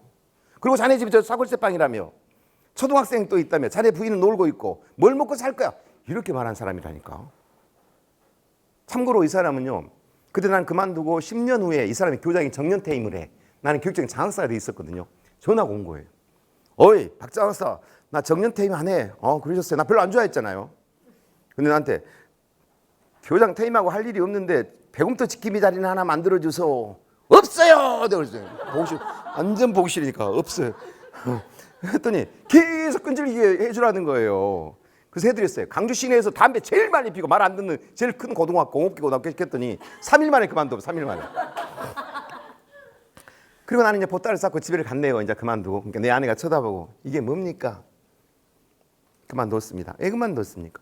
나는 선생이 아닌 것 같습니다. 그럼 다른 선생님은 뭐이답니까? 이 여자가 이렇게 말해요. 이 여자 이따 얼굴 보여줄게요. 그렇게 말하면 안 되지요. 당신이 저녁에 잠을 못 자고 앉으라고 가지 말라고 뱉지 마라 할 때부터 마음이 너무 아팠습니다. 그러나 박사학위를 받았으니 이제 더 좋은 일이 있지 않겠습니까? 힘내십시오. 이래야 될 거 아니에요. 그렇게 말한 게 아니라 참 무책임하시군요. 이렇게 말한 여자예요. 이따 얼굴 보여줄게요. 근데 대들 수가 없어요. 누나예요. 누나 한 살 더 먹었어요. 나한테. 나는 이게 참고 이제 견뎠죠. 근데 다른 데 대학을 가려고 막 원서를 썼는데 안 받아줘. 스펙이 없다고. 그런데 운이 좋게 내 과목을 한 명 뽑는 거예요. 교육청에서. 화공. 난 화학공학이에요. 공업, 기술, 가정, 컴퓨터를 다 가르칠 수 있어요. 얼른 시험을 다시 봤어요. 12월 26일 날. 1월 달에 3배수 합격. 3배수 50명 중에. 2월 달에 최종 1등 합격. 그래갖고 이제 2월 20 며칠 날 발령이 나. 그래갖고 이제 어디로 발령이 날까 350개 학교 중에 기다렸어. 근데 그 학교로 발령이 또 나오네. 2개월 전에 그만두고 나온 학교가 발령이. 나는 그 학교에 발령이 날 거라 생각을 안 했어. 근데 그게 안 날 수가 없어. 지금 생각해보면. 왜냐면 신규들이 아니야. 그 현직 경규사를 안 가려는 학교는 신규 배치 무조건. 그러니까 나는 그것도 모르고 시험 봤지. 난 갈 수가 없지. 2개월 전에 그만뒀는데. 근데 고민하고 있는데 내 아내가 결정해 주셨어요. 눈 감고 다니세요. 알겠습니다. 왜냐면 눈 감고 학교를 갔어요. 2개월 만에. 창피해 죽겠어요. 가니까 선생님들이 교무실에 전부 일어나고 막 박수를 치고 막 난리예요. 박수를. 그래갖고 그냥 자리 그거 안 치웠으니 그거 앉으면 되겠네. 막 또 앉으려고 하니까 어떤 선생님이 박 선생 앉기 전에 궁금한 게 하나 있는데 뭔데요? 우리는 사표를 낸 줄 알았는데 휴직을 했었나? 야구를 올리고 좀 있으니까 작년에 2학년 담임들이 3학년이 돼갖고 우르르 교실로 와서 선생님 안 한다고 했잖아. 저리 가라고. 그걸 왜 왔어? 저리 가. 창피해 죽겠어요. 근데 2학년이 제일 말을 안 들어. 학원가. 또 그 담임을 그 교장이 또 시켜준 거예요. 만나봤더니 사람이 아니야. 작년 애들은 너무너무 훌륭해. 이 애들에 비하면. 그래서 나도 마음을 먹었어. 눈 감고 학교를 다니자. 냅둬 이제. 절대 선생님 척만 하는 거예요. 아침에도 옛날에 7시에 갔는데 이제 8시 반에 가서 가만 앉아 있어 자리에. 아무것도 안 해. 그리고 아침 조회할 때 복도를 안 봐. 더러우니까 이렇게 가. 출석을 부를 때도 박창수, 박창희 막 안 불러. 체크만 보기 싫으니까. 그리고 왜 안 부르냐면 박창수 그러면 네 그러니까 목소리 듣기 싫어. 그리고 이제 수업 들어갈 때는 절대 얘들 안 쳐다보고 나 혼자 판사만 계속해. 막 뭐라고 막 쪼갈쪼갈해. 종소리가 나면 그냥 이렇게 가 그냥. 그리고 정례를 안 하고 집에를 가버려. 93년도 3, 4, 5월 달 그랬더니 그 학교에서 우리 반이 제일로 개판이야 이제. 엉망진창. 그러니까 선생님들이 뭐라 그러냐면 박주정 선생님이 3개월 만에 2개월 만에 이 학교 적응 속도가 우리보다 빨라져 갖고 왔다. 또 비하냐. 열심히 하면 한다고 난리. 안 하면 안 한다고 지랄. 너무 힘이 들어. 근데 마음은 힘들어. 이게 뭐냐? 이게 선생이냐? 그렇게 3, 4, 5월 달에 그렇게 다녀. 이제 문제가 발생하네. 6월 달에 우리 아버지가 6월 2일 돌아가셨다 했잖아. 아버지 제사를 지내고 사골세방에서 자려고 하는데 밤 11시가 넘었는데 벨도 없는 아파트, 고물 아파트에서 막 누가 문을 두드려. 문을 열어봤더니 우리 학교 교복을 입은 애들이 8명이 술을 먹고 담배를 피운 상태에서 쳐다보고 있는 거예요. 담배 냄새만 났어. 내가 누구세요? 그랬더니 선생님 반이잖아요. 반도 몰라요. 나는 몰라. 안 물고 안 봤으니까. 그러니까 왜 왔어요? 그랬더니 놀러 왔다는 거야. 난 놀러 오라고 말을 해본 적이 없어. 얼른 가세요. 그랬더니 막 이리 들어가 본 거예요. 방으로. 그러니까 내 아내가 자다가 벌떡 일어났고 이게 뭡니까? 저기 누구예요? 우리 반이라고 합니다. 그러니까 왜 왔답니까? 모르겠습니다. 그러니까 내 아내가 지혜를 발휘했어. 수박을 깎아주고 매기가 보내려고 수박을 썰어줘갖고 매개. 네, 과일 선택을 잘못한 거야. 수박에는 씨가 있잖아요. 씨를 이렇게 뱉은 게 아니라 튀어. 그런데 얼굴 보여줄게 이따가 8명. 그러니까 초등학교 3학년 딸이 아빠 오빠들은 왜 그래? 원래 그래 원래. 내 아내를 처음 보고 그 모습을. 근데 집에를 안 가 저녁에. 저녁에 떠들고 놀아. 새벽 3시까지 떠들어. 아내는 길 막고. 내 꼬맹이는 오빠들한테 가서 우리 아빠는 얘가 털이 없는데 오빠들은 왜 그렇게 있어? 애들이 안아주면 내 아내가 얼른 또 내 딸을 끌고 나가고. 첫날 밤 그리고 그냥 아침에 일어나서 깨워 학교를 데리고 가려고 깨웠더니 다 죽은 줄 알았어. 연체동물이 다 죽어 있었어. 그래서 나 혼자 학교를 그냥 가. 그러니까 내 아내가 울고 불고 전화가 와. 여보, 왜 그러세요? 1명 가고 7명이 남아 있어요. 알고 있어요. 좀 있으니까 여보 3명 가고 6명 알고 있다고 그만 좀 하라고요. 내가 화를 내니까 전화를 못해. 근데 정례 시간이 되니까 막 남자답게 울어요. 우리 아내는 막 이렇게 울어요. 왜 우세요? 그랬더니 막 다 가고 제일 무섭게 생긴 놈이 안 놈이 무서운가 봐. 30몇 살 때니까. 걱정 마요. 뭐 무섭긴 뭐 무서워. 당신이 더 무서워요. 내가 깨울 테니 가만 놔두세요. 그래서 가서 깨웠어. 이제 일어나 이놈의 새끼야. 우리 정리하고 왔다. 깨웠어. 너 가. 7명이 또 왔어. 왜 얘들 데리러 왔대요. 그럼 데리고 가. 근데 1시간 있다 또 왔어. 밤에. 왜 왔냐 이렇게 하룻밤만 더 재워주래. 또 재웠어. 그날 또 와. 하룻밤만 더 줘. 왜 집에를 안 가? 가출했대. 집 나왔대. 너는 가. 안 돼. 월, 화, 수, 목, 금 계속 우리 집으로 오는 거예요. 오지 마라고 해도. 내 아내는 이혼하자고 난리고. 오지 마. 너희 때문에 이혼하게 생겼어. 그러니까 이놈들이 금요일날 뭐라 그런지 아세요? 선생님, 우리가 말을 너무 안 듣지. 그래, 오지 마. 오지 마라고. 선생님, 우리가 여름방학 하려면 1달 반밖에 안 남았잖아. 응. 근데 어쩐다고? 우리 1달 반만 여기서 살게. 그럼 말도 잘 듣고 공부도. 방이 없잖아, 방이. 거실밖에 없는데 10평짜리 아파트에 어떻게. 아니, 이렇게 살게. 안 된다고. 안 가네. 그래서 6월 2일부터 데리고 살기 시작합니다. 엄청 덥네. 여러분 봐보세요. 10평짜리 아파트에 방 하나, 거실 하나, 화장실 콧구멍만 하는 거.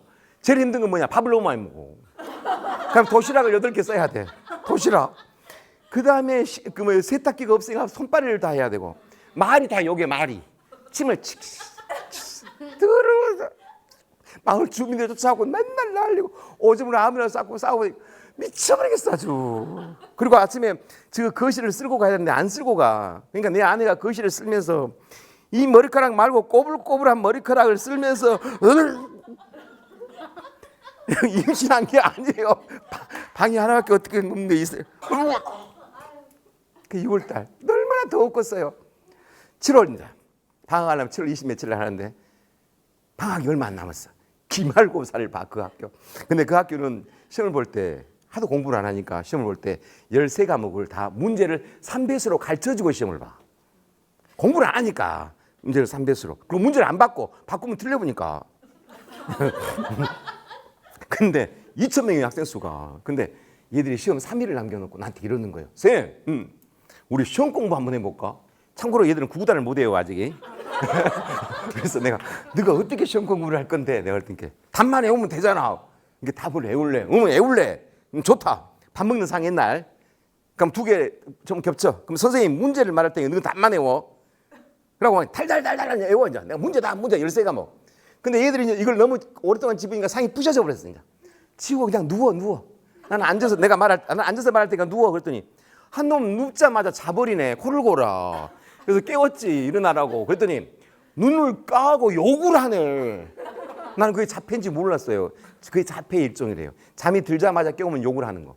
너무 무서워. 다른 얘기 같아. 그 애는 무서우니까 빼놓고 7명만 달달달달달 막 외웠네요. 시험을 봤어. 이제 방학식을 해. 이제 방학에 들어간 거예요. 그때 한 반이 50명이거든요. 2학년이. 13개 반, 650명. 성적 발표. 650명 중에 전교 1등부터 7등이 우리 반이 아니라 우리 방 출신. 공부를 한 놈이 없으니까 650명 중에. 그때가 여러분 김대중 정부에서 김영삼 정부에서 김대중 정부로 넘어갈 때예요. 실업계들한테 돈을 막 엄청 막 풀 때예요. 그때 제 월급이 70만 원이었거든요. 1인당 7명한테 80만 원씩 장학금을 준 거예요. 7, 8, 50, 560만 원. 그때 우리 사골세 방 집도 살 수 있어요. 그러니까 얘들이 방학식에 선생님 나 전교 2등 남았다니까. 2등. 나 1등 남았어. 1등. 나 80만 원 받아봤다니까. 좋아가지고 막 이러고 다니는 거예요. 너무 잘했다. 정말 대단해. 난 이렇게 될지 몰랐다는 게. 우리도 몰랐지. 공부 별거 아니고 막. 그러니까. 그래 이제 집에 가야지. 방학하면 집에 간다고 했잖아. 안 가. 헤헤 가기로 했잖아. 안 간다니까. 약속했잖아. 필요 없어. 안 가. 몰라. 안 가. 몰라. 이것들 그냥 비코스 오브가 없어. 그냥 몰라. 안 가. 안 간다는 거예요. 걱정이 돼서 얼른 집에 가서 아내한테 먼저 말씀을 드렸죠. 약간 떨어져서 말씀을 드렸어요. 여보, 그 애들이 방학 동안에도 집에 안 간다고 합니다. 그러니까 아내가 딱 쳐다보더니 나는 이미 알고 있었어요. 이러는 거예요. 난 내 말 잘 못 알아들은 줄 알고 그 애들이 방학 동안에 집에 안 간다 그러더라니까요. 그러니까 나는 이미 알고 있었다고요. 그러면 데리고 살 겁니까? 할 수 없지요. 뭐 데리고 산다는 거예요. 엄청 미워했거든요. 근데 마음이 변한 거예요. 마음이 변한 것이 뭔가 따져봤더니 이유가 두 가지가 있었어요. 썸씽. 내 아내하고. 어떤 썸씽이 있었냐면 이 애들은 화장지도 막 질질 끌고 다니고 교복도 아무데나 벗어버리고 팬티도 아무데나 벗어버리고 양말도 막. 나는 그 꼴을 못 보거든요. 난 가서 막 주워. 그래갖고 딱 걸어 막. 나는 미생물 공부했기 때문에 반듯반듯해야 돼. 근데 내 아내는 그게 눈에 안 거슬려. 그리고 안 주워. 그냥 넘어다녀 막. 이게 성향이 비슷해. 뭘 안 치는. 이게 성향이 비슷하니까 애들하고 친해. 성향이 비슷해. 뭘 안 치워. 거기다가 또 내 아내는 좀 이상한 성격이 뭐냐면 다른 사람들이 자기 신랑 흉을 보면 좋아해. 근데 요놈들이 내 흉을 막 봐. 내 아내한테. 사모님 우리 선생님은 학교에서 왕따야 왕따. 그럼 내 아내가 좋아가지고 왜 왕따야. 수업 시간에 끝나기 전에 우리 교실 앞에 서 있으니까 쌤이 다 싫어해. 교실 들락날락하니까 ADHD라고 소문 다 났어. 그럼 사모님 이래야 되잖아. 너희 선생님한테 ADHD라고 하면 되니? 이래야 되잖아. 근데 집에서도 가만히 있고 왔다 갔다 하냐. 같이 흉을 봐. 같이 흉을 보면서 친해진 거야. 사모님 우리 선생님은 여교사들이 더 싫어해. 왜? 자기 책상만 닦은 게 아니라 여자 선생님 책상을 막 닦아주러 다니까 다 싫어한다니까. 결백증 환자라고 소문났어. 그럼 내 아내가 뭐라 하는지 알아? 행주 빠르는데 또 빨고 있냐. 같이 흉을 봐 흉을. 그러면서 놈들하고 친해진 거야. 그러니까 그 애들 데리고 산다는 거야. 나는 못 데리고 살겠어. 너무 더워. 방학을 했는데 집에 안 가고 그 8명이 그 거실 밖에 있는데 미치겠어. 추리닝구 자고. 우리 딸 성인은 4학년이 됐는데 맨날 갔다 와서 아빠, 오빠들은 추리닝 입고 잤는데 추리닝 위가 맨날 위에 높이 서 있냐고 물어보는데 그걸 설명할 수것도 없고. 몰라도 돼요. 미성년자는 여러분. 너무너무 힘이 들어 하여튼. 근데 제일 힘든 게 뭐였냐. 4일째 된 날 그대로 같이 잠을 자. 거실에서 나는 우리 아내하고 앉아. 발을 막 올려 배에다. 그 거실에서 자는데 한 놈이 새벽 한 2시경에 벌떡 일어나면서 욕을 하네요. 개이 새끼들 죽여볼 거야. 깜짝 놀랐어. 너 잠꼬대 한 거냐? 아니. 그럼 나한테 욕한 거냐? 아니. 그럼 누구한테 욕한 건데? 쌤, 우리가 살고 있는 이 주공 아파트가 7개 동이잖아. 근데 어쩐다고? 이 7개 동에 산 사람들이 우리를 몰라보는 것 같아. 이게 뭘 몰라봐? 우리가 전교 1등부터 7등이라는 걸 몰라보는 것 같아. 그건 몰라보지. 그럼 어떻게 그걸 느꼈어? 선생님이 인사 잘하라 그래서 인사를 정말 하거든. 근데 인사를 안 받아줘. 왜? 똥통학교라고. 그래. 그럼 어떻게 할까? 선생님 7개 동 들어간 입구에다가 방을 붙여줘. 뭔 방을 뭐라고 붙여줘? 1502호에 사는 애들은 전교 1등부터 7등이 살고 있다. 알겠다. 다 붙여줬어요. 여러분. 이따 여러분 여기서 다 이금희 아침 방송에 그 방이 다 나와요. 딱 붙여줬더니 괜히 밖을 나가고 돌아다녀 한 번씩. 그리고 담배도 몰래 피워. 그리고 침도 몰래 뱉고. 지가 뭐가 된지 알아 지금 막. 이게 자긍심이 처음 생긴 거야. 뭔가 자랑은 하고 싶은데 저거의 자긍심인가 보다. 근데 또 어느 날 새벽 4시에 7명이 일어나고 자폐를 깨워가지고 어디로 달려. 새벽 4시에 막 달려. 그리고 점심때 와서 밥을 먹고 또 어디로 막 달려. 그리고 새벽에 와서 새벽에 들어와. 그러기 일주일 동안 들락날락해서 내가 눈치를 챘죠. 이 새끼들 80만 원 가지고 오락실에 갤러그하러 갔구나. 갤러그. 오락하러. 못 들어오겠어. 밤에 늦게 들어오게. 들어오지 마 이 새끼들. 너 지금 오락실 다니지? 이렇게. 아닌데? 그럼 어디에 갔다 오는데? 아르바이트 다녀오는데? 너 돈이 있는데 왜 아르바이트 필요해? 부족한데? 그러니까 돈이 있는데 어디 가서 아르바이트라고 뭐가 부족하냐고 이 말을 못해. 뭐뭐돼서 뭐뭐답니다가 아닌데 긴데 근데 말이 안 통해. 그러니까 80만 원이 있는데 왜 어디 아르바이트를 다니냐고. 주유소 아르바이트. 얼마 받는데? 70만 원. 그거 받았고 뭐 하는데?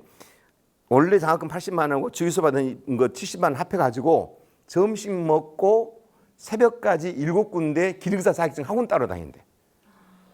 거기를 왜 다니는데? 선생님, 우리는 수능을 볼 수 없잖아. 누가 왜 수능을 못 봐? 기초가 없잖아. 화내지 말고. 그래서 우리는 수능을 안 보고 대학을 가려고. 어디 대학을 가려고? 인하공대를 가려고. 웃어볼 뻔했어요. 네가 인하공대를 어떻게 갈 건데? 그러니까 주머니에서 신문지를 꺼내는 거예요. 선생님 봐봐. 인하공대 특차 모집 40명. 봤어. 그 밑에 뭐야? 1. 실업계 고등학교 학생으로서 자격. 우리 실업계 고등학교잖아. 2. 내신 성적 7% 이내인 자라고. 지금 우리 1%잖아. 3. 기능사 자격증을 많이 딴 자. 이것밖에 없잖아. 그래서 우리는 기능사 자격증 따려고 주유소에 가서 일 한 번 하고 장학금하고 점심 먹고 새벽까지 기능사 자격증 학원을 다녀. 아 진짜 방학 동안 1시간도 안 빼고 다녀. 이 공부한 놈들이. 이렇게 변하구나. 작은 거 하나라도 이루면 다 지그들이 할 수 있는 걸 내가 너무 무시했구나. 2학기 중간고사를 봐. 너 2학기 중간고사에서 1등부터 7등 나면 선생님이 우남동 시장에다가 낙지에 소주 사줄게. 너 1등부터 7등 날 수 있냐? 당연하지. 선생님은 분명히 사줘. 나는 사줘. 너 근데 1등 7등 어떻게 나? 다만 해오면 되잖아. 맞아. 2학기 중간고사를 봤네. 3명이 올백을 맞아요. 3명이. 별것도 아니야. 문제를 안 바꿨으니까. 그래도 얘들은 대단한 거잖아. 나는 그 애들 데리고 가자. 소주 사고 낙지 사줄게. 교복 벗어. 그리고 데리고 지금 우남동 시장으로 바로 데리고 갑니다. 이따 봐보세요. 나보다 훨씬 늙어 보여요. 그들 데리고 이제 가. 사주려고. 가는데 핸드폰 벨이 울려. 박주성 선생인가요? 네, 그렇습니다. 누구세요? 북부경찰서 행사과장입니다. 박주성 선생님 출두하세요. 내가 뭘 잘못했습니까? 빨리 와보세요. 이게 내가 뭘 잘못했습니까? 당신이 잘못한 게 아니고 당신 말 애들 8명 잡아놨으니까 그 애들을 보러 오세요.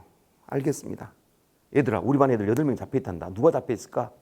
드디어 경일이가 잡혀있구나. 경일이가 왜? 선생님 말하려면 너무 복잡해. 그러면 너가 얼른 갔다 와서 술하고 낙지하고 살 때 여기 기다리고 오락실에 놀고 있어. 얼른 갔다 올게. 그리고 경찰서 달려갔어. 갔더니 8명이 무릎을 꿇고 뺨을 맞고 있어. 알고 봤더만 실습 시간에 쓰는 영수증을 저울로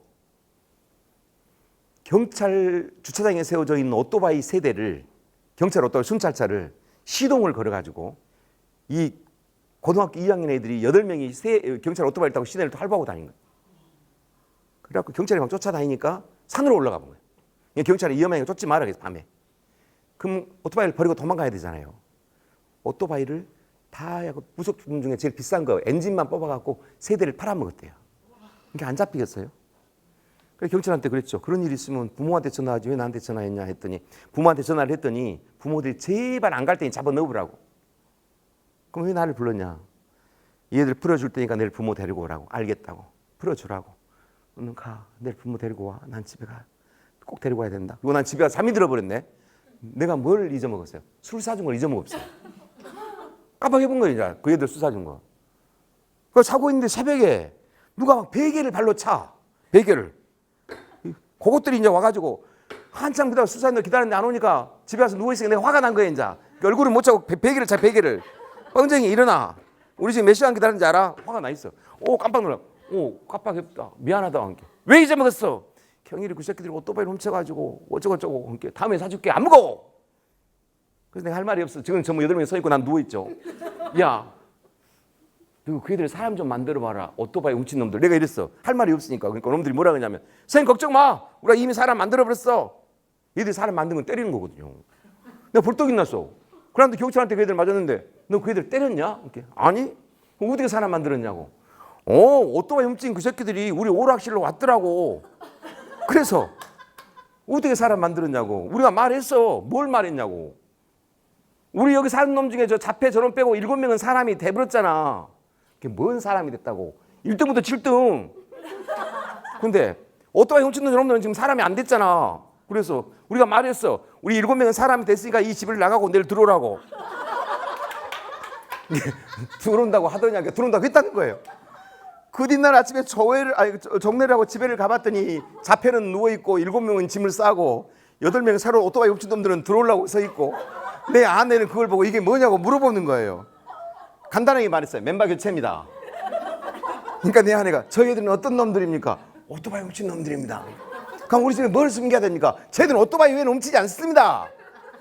그러고 이제 7명이 나가고 8명이 들어오고 한 놈이 남고 이제 그놈들 9명 우리 식구 3명이 10월, 11월, 12월, 1월, 2월 탑니다. 잘 살아 그래요. 왜? 이 애들 또 저 애들보다 더 공부를 열심히 해. 2가지 기능사 자격증 학원 다니고 다 배우고 2가지만 하면 돼. 그러니까 전교 1등부터 15등이 다 우리 방. 그러니까 이제 공부 하나 35명, 50명 중에 저것들이 1등부터 15등을 한다. 다 같이 공부. 그러니까 부모들이 다시 애들한테 기대. 달라져. 이거다. 데리고 살면 된다. 내 이 집은 너무 좁다.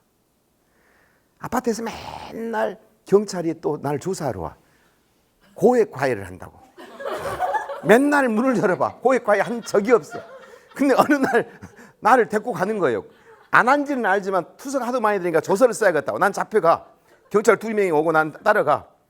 얘들이 나한테 가지 마라. 괜찮아. 우리 과외 안 했잖아. 선생님 가지 마. 걱정 말라고. 2명한테 따라가. 얘들이 또 따라와. 오지 말라니까 너희들은. 근데 끝까지 따라와. 그러고 내가派出所문 안으로 딱 들어가려고 하니까 한 놈이 경찰한테 소리를 지르는 거예요. 야, 짭새! 경찰이 깜짝 본보으로 이 새끼. 우리 선생은 실력이 없어하고 과외도 못한다고. 잡혀 들어가니까 너무 싫은 거야. 그러니까 그러면 이 새끼는 박사예요. 그리고 난 잡혀 들어가. 그러면 그 사람들이 맨날 물어본 말이 이 말이에요. 당신은 전공이 무엇입니까? 화학공학입니다. 화학공학인데 어떻게 전과목을 가르칩니까? 가르치지 않습니다. 근데 어떻게 1등부터 15등이 거기서 나옵니까? 우리는 답을 외웁니다. 아, 그럼 답이 유출됐습니까? 아니, 답을 모두 알고 있으니까 이 말을 이해를 못해. 그럼 학교에다 전화를 해. 학교에서는 답을 알려주고 시험 봅니까? 절대 그런 적 없다게. 너무 힘들게 조사를 해. 얘들아, 우리 여기 살지 말자. 여기로부터 10km 떨어진 산 밑에 4,000평의 감나무 농장에 30몇 평의 창고가 있더라. 근데 우리 사골세 임대비나 그거하고 똑같다. 그 30몇 평의 집을, 창고를 집으로 개조를 하고 돈이 없으니까 도배를 어디다 쓰고 신문지로 도배를 해가지고 우리 그거 살까? 오케이. 그래서 94년 12월에 이사를 거리 갑니다. 94년 12월에 가서 95, 96, 97, 98, 99, 2000, 2001, 2002, 2003, 2004년 10년 동안 데리고 산 아이가 몇 명? 707명. 707명의 비탄에 산 아이들이 사는 거예요. 근데 많은 사람들은 707명을 한 번에 데리고 살았냐? 그건 하나님도 못 데리고 살아. 우린 정원이 8명이에요, 8명. 정원. 왜냐면 아침에 4명 깨워가지고 도시락 4개 싸가지고 얼른 4명 10km 학교 데려다주고 또 얼른 돌아와서 4명 데리고 가려면 왔다 갔다를 2번밖에 못해. 그럼 8명인데 어떻게 707명이 됐냐고? 10년이 되니까. 늘 나가고 들어가고 나가고. 뭐 어떤 애들이 들어왔냐고. 나는 한 번도 추천해 본 적이 없어. 그놈들이 다 추천했어요. 선생님, 우리가 나가고 저놈들이 들어와야 됩니다. 다 기수가 있어, 기수가. 그 기수가 있는 놈들이 지금 어떻게 살고 있는지 그것만 보고 오늘 강의를 마치겠습니다. 이번에는 가슴속에 특별한 선생님을 담은 어느 학부모의 이야기를 제가 화면에 담아봤거든요. 네, 함께 보시죠. 선이야, 인사하자. 우리 주먹. 학부모들이 특별한 분으로 기억하는 선생님. 바로 박주정 선생님의 수업 시간이다. 여러분 안녕하십니까? 근데 점수 따기 경쟁에 내몰린 것이 인문계 아이들의 현실이라면 실업계 고등학교엔 또 다른 현실이 있다. 정준이도 머리 물들었네. 예. 야, 근데 정준이 어울린다. 이거 집에 있어요.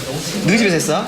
아이들의 자신감 상실과 미리 어른 사회를 흉내내려는 현실이 그것이다. 또 우리 반 학부형들도 오실 건데 인사 잘하고. 응? 실업계 고등학교 1년 동안 교사로서 지내다 느낀 점은 엄청나게 저희들이 생각했던 것보다 학생들이 다르다는 생각을 했었습니다. 옛날의 교사와 학생의 관계가 아니라 서로 불신의 관계가 팽배해져 있다는 느낌을 받고 저는 굉장한 좌절을 했었습니다. 이 학생들을 저희 아파트에서 데리고 살아보았습니다.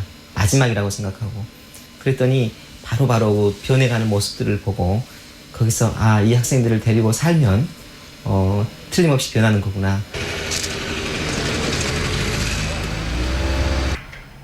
아이들과 사는 동안 주민들의 원성도 들었다. 심지어 고액 과외를 한다는 오해도 받았다. 다행히 폐가를 개조한 농장이 꾸려졌고 아이들은 이제 이곳으로 모인다.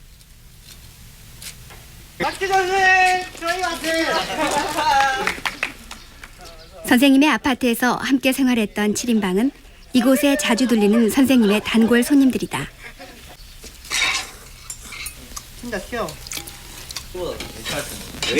그 시절 습관대로 이곳은 자기 집 마냥 편하다. 선생님 사모님께도 좀 너무 고맙고요. 그 당시 아파트에서 공부 같이 할 때도 7명이 그 밥 같은 것도 해주시려면 장난이 아니었거든요. 비록 반찬은 김치였지만 그래도 그게 제일 추억에 남아요. 친구들하고 같이 공부했던 게. 한때 학교를 벗어나려 했던 아이들은 이제 어엿한 사회인이 되었다. 선생님의 끈질긴 믿음 덕택에 가능한 일이다.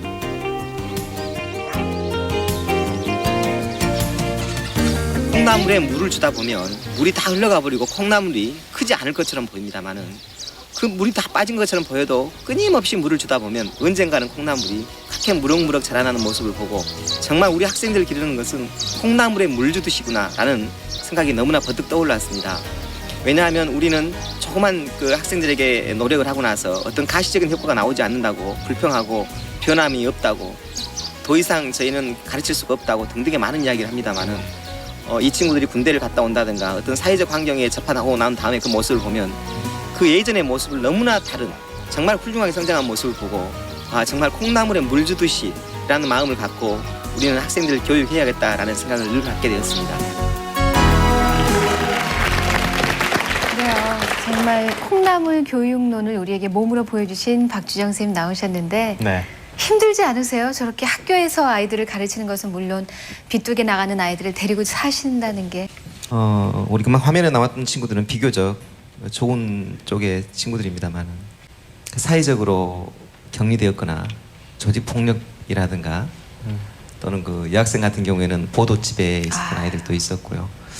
이런 아이들을 참 어렵게 해서 그 폐가로 데리고 와서 1주 내지 2주 길게는 뭐 2달, 3달 같이 살다 보면 잘 커나간 것처럼 보이다가도 또 어느 한순간이면 무너져 버리고 그랬을 때 그 허탈함이라는 것은 누구한테 말할 수가 없지 않습니까? 많은 사람들이 누가 너 그걸 하라고 그러더냐. 저희 집에서도 마찬가지로 당신 그렇게 괴로워하려면 볼록 하느냐 하지만 그걸 어디다 말할 수 없지만 그 순간순간들이 지나고 나서 해가 지나면 그 아이들은 성숙해갖고 돌아옵니다. 그래서 그 순간에 우리가 좌절하지 말고 기다리면 언젠가 우리가 그 아이들을 끈을 놓지만 않는다면 반드시 다시 돌아온다는 생각을 갖게 되었습니다. 네. 가장 기억에 남는 제자 한 번만 소개해 주시겠습니까? 그렇죠. 기억에 남는 제자는 좋은 기억일 수도 있고 나쁜 기억일 수도 있습니다. 하나의 기억 같은 경우에는 나쁜 기억입니다만은 사회적으로 굉장히 그 폭력으로 일괄돼서 징역을 한 6번, 7번 갔다 온 친구인데 그 아이를 데리고 살게 되었어요. 근데 그 친구를 데리고 살 때는 처음부터 옳고 그름을 가르칠 수는 없습니다. 우선은 서로 좋아해야 됩니다. 그러려면 그 친구의 이야기를 다 들어주고 지 비를 마치는 게 한 일주일 걸립니다. 그리고 난 다음에 그 친구들이 스스로 말을 하고 이야기를 함으로써 앞으로 살아왔던 것과 앞으로 살아갈 것을 이야기하지 처음부터 너 그렇게 하면 안 돼. 그것은 옳지 않은 길이야. 이 이야기를 할 수가 없지 않습니까? 근데 이 친구는 한 2달 정도까지도 마음을 열지 않았어요. 물론 이 친구는 어머니 집 나가시고 아버지 그 알코올 중독이고 누나 그 유흥 시점에 나가서 집에 안 들어오고 자기는 처참하게 어떻게 살 수가 없는 아이입니다. 그러니까 우리가 생각하면 내가 됐더라도 저럴 수밖에 없지 않을까라는 그런 친구인데 한 2달 정도를 그렇게 잘 지냈었어요. 근데 하루 날 저녁에는 제가 잠이 갑자기 들었는데 같이 잠을 자죠. 목이 이렇게 막 아파요. 그래서 눈을 떴더니 목을 조르더라고. 죽인다고. 그래서 굉장히 막 목소리가 안 나오죠. 그래서 근데 눈빛을 보면 그 친구가 나를 죽이려고 그러는 것인지 아닌지를 알지 않습니까? 그래서 만류를 했죠. 그러지 말라고. 그랬더니 그 친구가 울어요. 어째서 그러느냐 내가 그랬어요. 했더니 나는 잘할 수가 없고 앞으로 버렸다고 생각하는데 선생님이 자꾸 너는 잘할 수 있고 앞으로 계획을 이야기하고 남자의 의리가 있는데 나갈 수가 없다는 거예요. 차라리 그냥 선생님이 죽어버렸으면 좋겠대요. 그러면 선생님이 자기에 대한 기대에 대한 배신감을 안 가질 것 같아서 나갈 것 같다고 목 놓아 울었어요. 그리고 나서 밤새내 울었습니다. 둘이 그 머시미들이 울 때는 참 대성통곡을 하고 옵니다. 오직 했으면 그 애가 저렇게까지 했을까 싶을 때 그랬을 때 그리고 나서 며칠간 지가 방황을 하더니 다시 돌아와서 선생님 공부를 다시 한번 해보랍니다. 그래서 2분의 1 더하기 3분의 1을 2분의 1 곱하기 3분의 1을 구별을 못합니다. 고1이죠 그때가. 그래서 반신반의했는데 돈을 달라 그래요. 30만 원. 무한대수량에 붙지 말고 달라 그래서 그러자 그랬더니 책을 사왔어요. 책을 사와서 자기가 수능 공부를 시작을 하겠답니다. 그럴 수 있겠느냐 그랬더니 해본다고 그래요. 그러더니 학교 갔다 오면 하여튼 아이들 방에서 앉아 있어요. 잠을 언제 잔지를 모르겠어요. 근데 저녁에는 막 아우성을 쳐요. 악을 써요. 안 되니까 공부가. 막 울고 불고 아우성 치고 땅을 치고 그래. 저걸 견뎌낼 수가 있을까? 그리고 옆에서 아주 긴장된 모습으로 쳐다보고 있죠. 저러다가 자살하다 해버리면 어쩔까? 그걸 이겨내더라고요. 그걸 이겨내고 6개월 만에 그 학교 전체에서 1등이 나요. 과에서. 그러니까 아주 의지죠. 아무것도 모르는데 다 애우다시피 해요. 그러더니 수능 공부를 해서 그 아이가 해군사관학교를 갔습니다. 그래서 해군사관학교를 가서 그 아이가 2년 전에 전화가 왔어요. 선생님 나 주례 좀 해주라면서. 그래서 해군 함정에서 하얀 제복 입고 제가 주례를 봤습니다. 그래서 너무너무 이제 데이지요 그때 당시는 너무너무 즐거웠던 그 기억이 있고요. 하나의 기억은 똑같은 상황입니다. 그러니까 똑같은 아이의 상황인데 결국은 견디지 못하고 나갔어요. 나가고 나서 한 1년 정도 소식이 없더니 올해 황사가 많이 와서 힘들었던 때 있었죠. 올해 추수가 그 숫자로 써져 있는 편지 봉투가 왔어요. 그래서 읽어봤더니 교도소죠. 선생님 살려주십시오. 저 징역 16년을 받았습니다. 조직 폭력에 뭐 못할 짓을 다 하고 다니는 거예요. 살려주십시오. 이제는 왜 내가 이렇게 밖에 살 수 없었는지 선생님 죽을 것 같습니다. 살려주십시오. 살려주십시오라는 이야기만 계속 쌓고 왔어요. 그래서 빨리 그 답장을 보냈습니다. 살려주마. 어떻게 하면 살려주느냐. 근데 또 답장이 왔어요. 선생님 내가 몇 월 며칠 날 공판을 하는데 선생님 그거 와서 탄원 한번 해주십시오. 그래 갈게. 그리고 갔습니다. 재판장이죠. 그래서 이제 검사 되신 분은 묻는 말에만 대답을 하라 그러더라고요. 그래서 그렇게 대답을 하면 너무 오래 걸리니까 저한테 2분만 시간을 주면 제가 쭉 이 아이의 스토리에 대해서 이야기하겠다니까 판사님이 그렇게 하라 그러더라고요. 그래서 그 이야기를 쭉 했습니다. 그 아이는 파란 수위에 주머니 온몸이 꽁꽁 묶인 채로 8명이 쭉 서 있고 저는 거기서 목매에서 그 아이의 지난 간 이야기를 했고 저의 잘못을 빌었습니다. 제가 그때 조금만 더 붙잡았으면 이 상황을 안 만들었을 텐데 정말 재판장님 죄송합니다. 근데 얘 한 번만 용서해 준다면 제가 제대로 한번 가르쳐 불랍니다. 그리고 부탁을 했어요. 근데 하도 많은 죄를 져놔서 조직으로 이렇게 돼 있는 것은 어렵답니다. 그래서 그 아이의 그 줄에 묶여서 돌아가는 그 모습을 보고 잠을 알 수가 없었죠. 한 아이는 하얀 제복에 정말 멋있게 결혼을 했고 한 아이는 파란 수위에 꽁꽁 묶인 채로 돌아가는 그 모습은 참 저희들에게 참 너무 많은 어쩌면 선생으로서 내가 얼마나 많은 죄를 짓고 있는가. 내가 조금만 더 그 아이를 붙잡을 수만 있었다면 저 아이가 저렇게는 되지 않았을 텐데라는 생각을 합니다. 그래서 저는 그럽니다. 아이들은 수많이 변합니다. 수많이 변하기 때문에 우리가 선생님들은 부모님 탓하고 부모님은 선생님 탓하고 또 많은 사람들은 학생들은 엄마 탓하고 선생님 탓하는데 우리 탓하지 말자고요. 탓하지 말고 내 탓이다라고 이야기를 하자고요. 내 탓이고 선생님은 우리 탓이다라고 하고 어머니는 우리 탓이다라고 하고 사회는 우리 탓이라고 해야 되지 않을까? 왜 전부 저것 때문에 우리가 못한다라고만 이야기를 해야 될까? 그렇게 해서 왜 수많이 그렇게 많은 애들이 꽁꽁 묶여서 지금도 아우성을 치게 만들어야만 될까? 이것을 우리가 한 번쯤 생각을 해봐야 되지 않을까 생각을 합니다. 여러분 두 아이의 이야기를 했습니다. 앞에 있는 아이는 해군 대령이 되어 있습니다.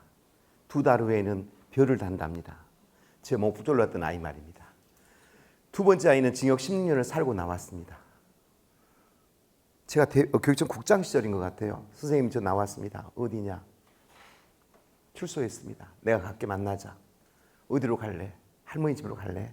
할머니 징역 사는 동안에 돌아가셨습니다. 엄마 아빠는 전화 없습니다. 어디로 갈래? 갈 데가 없습니다.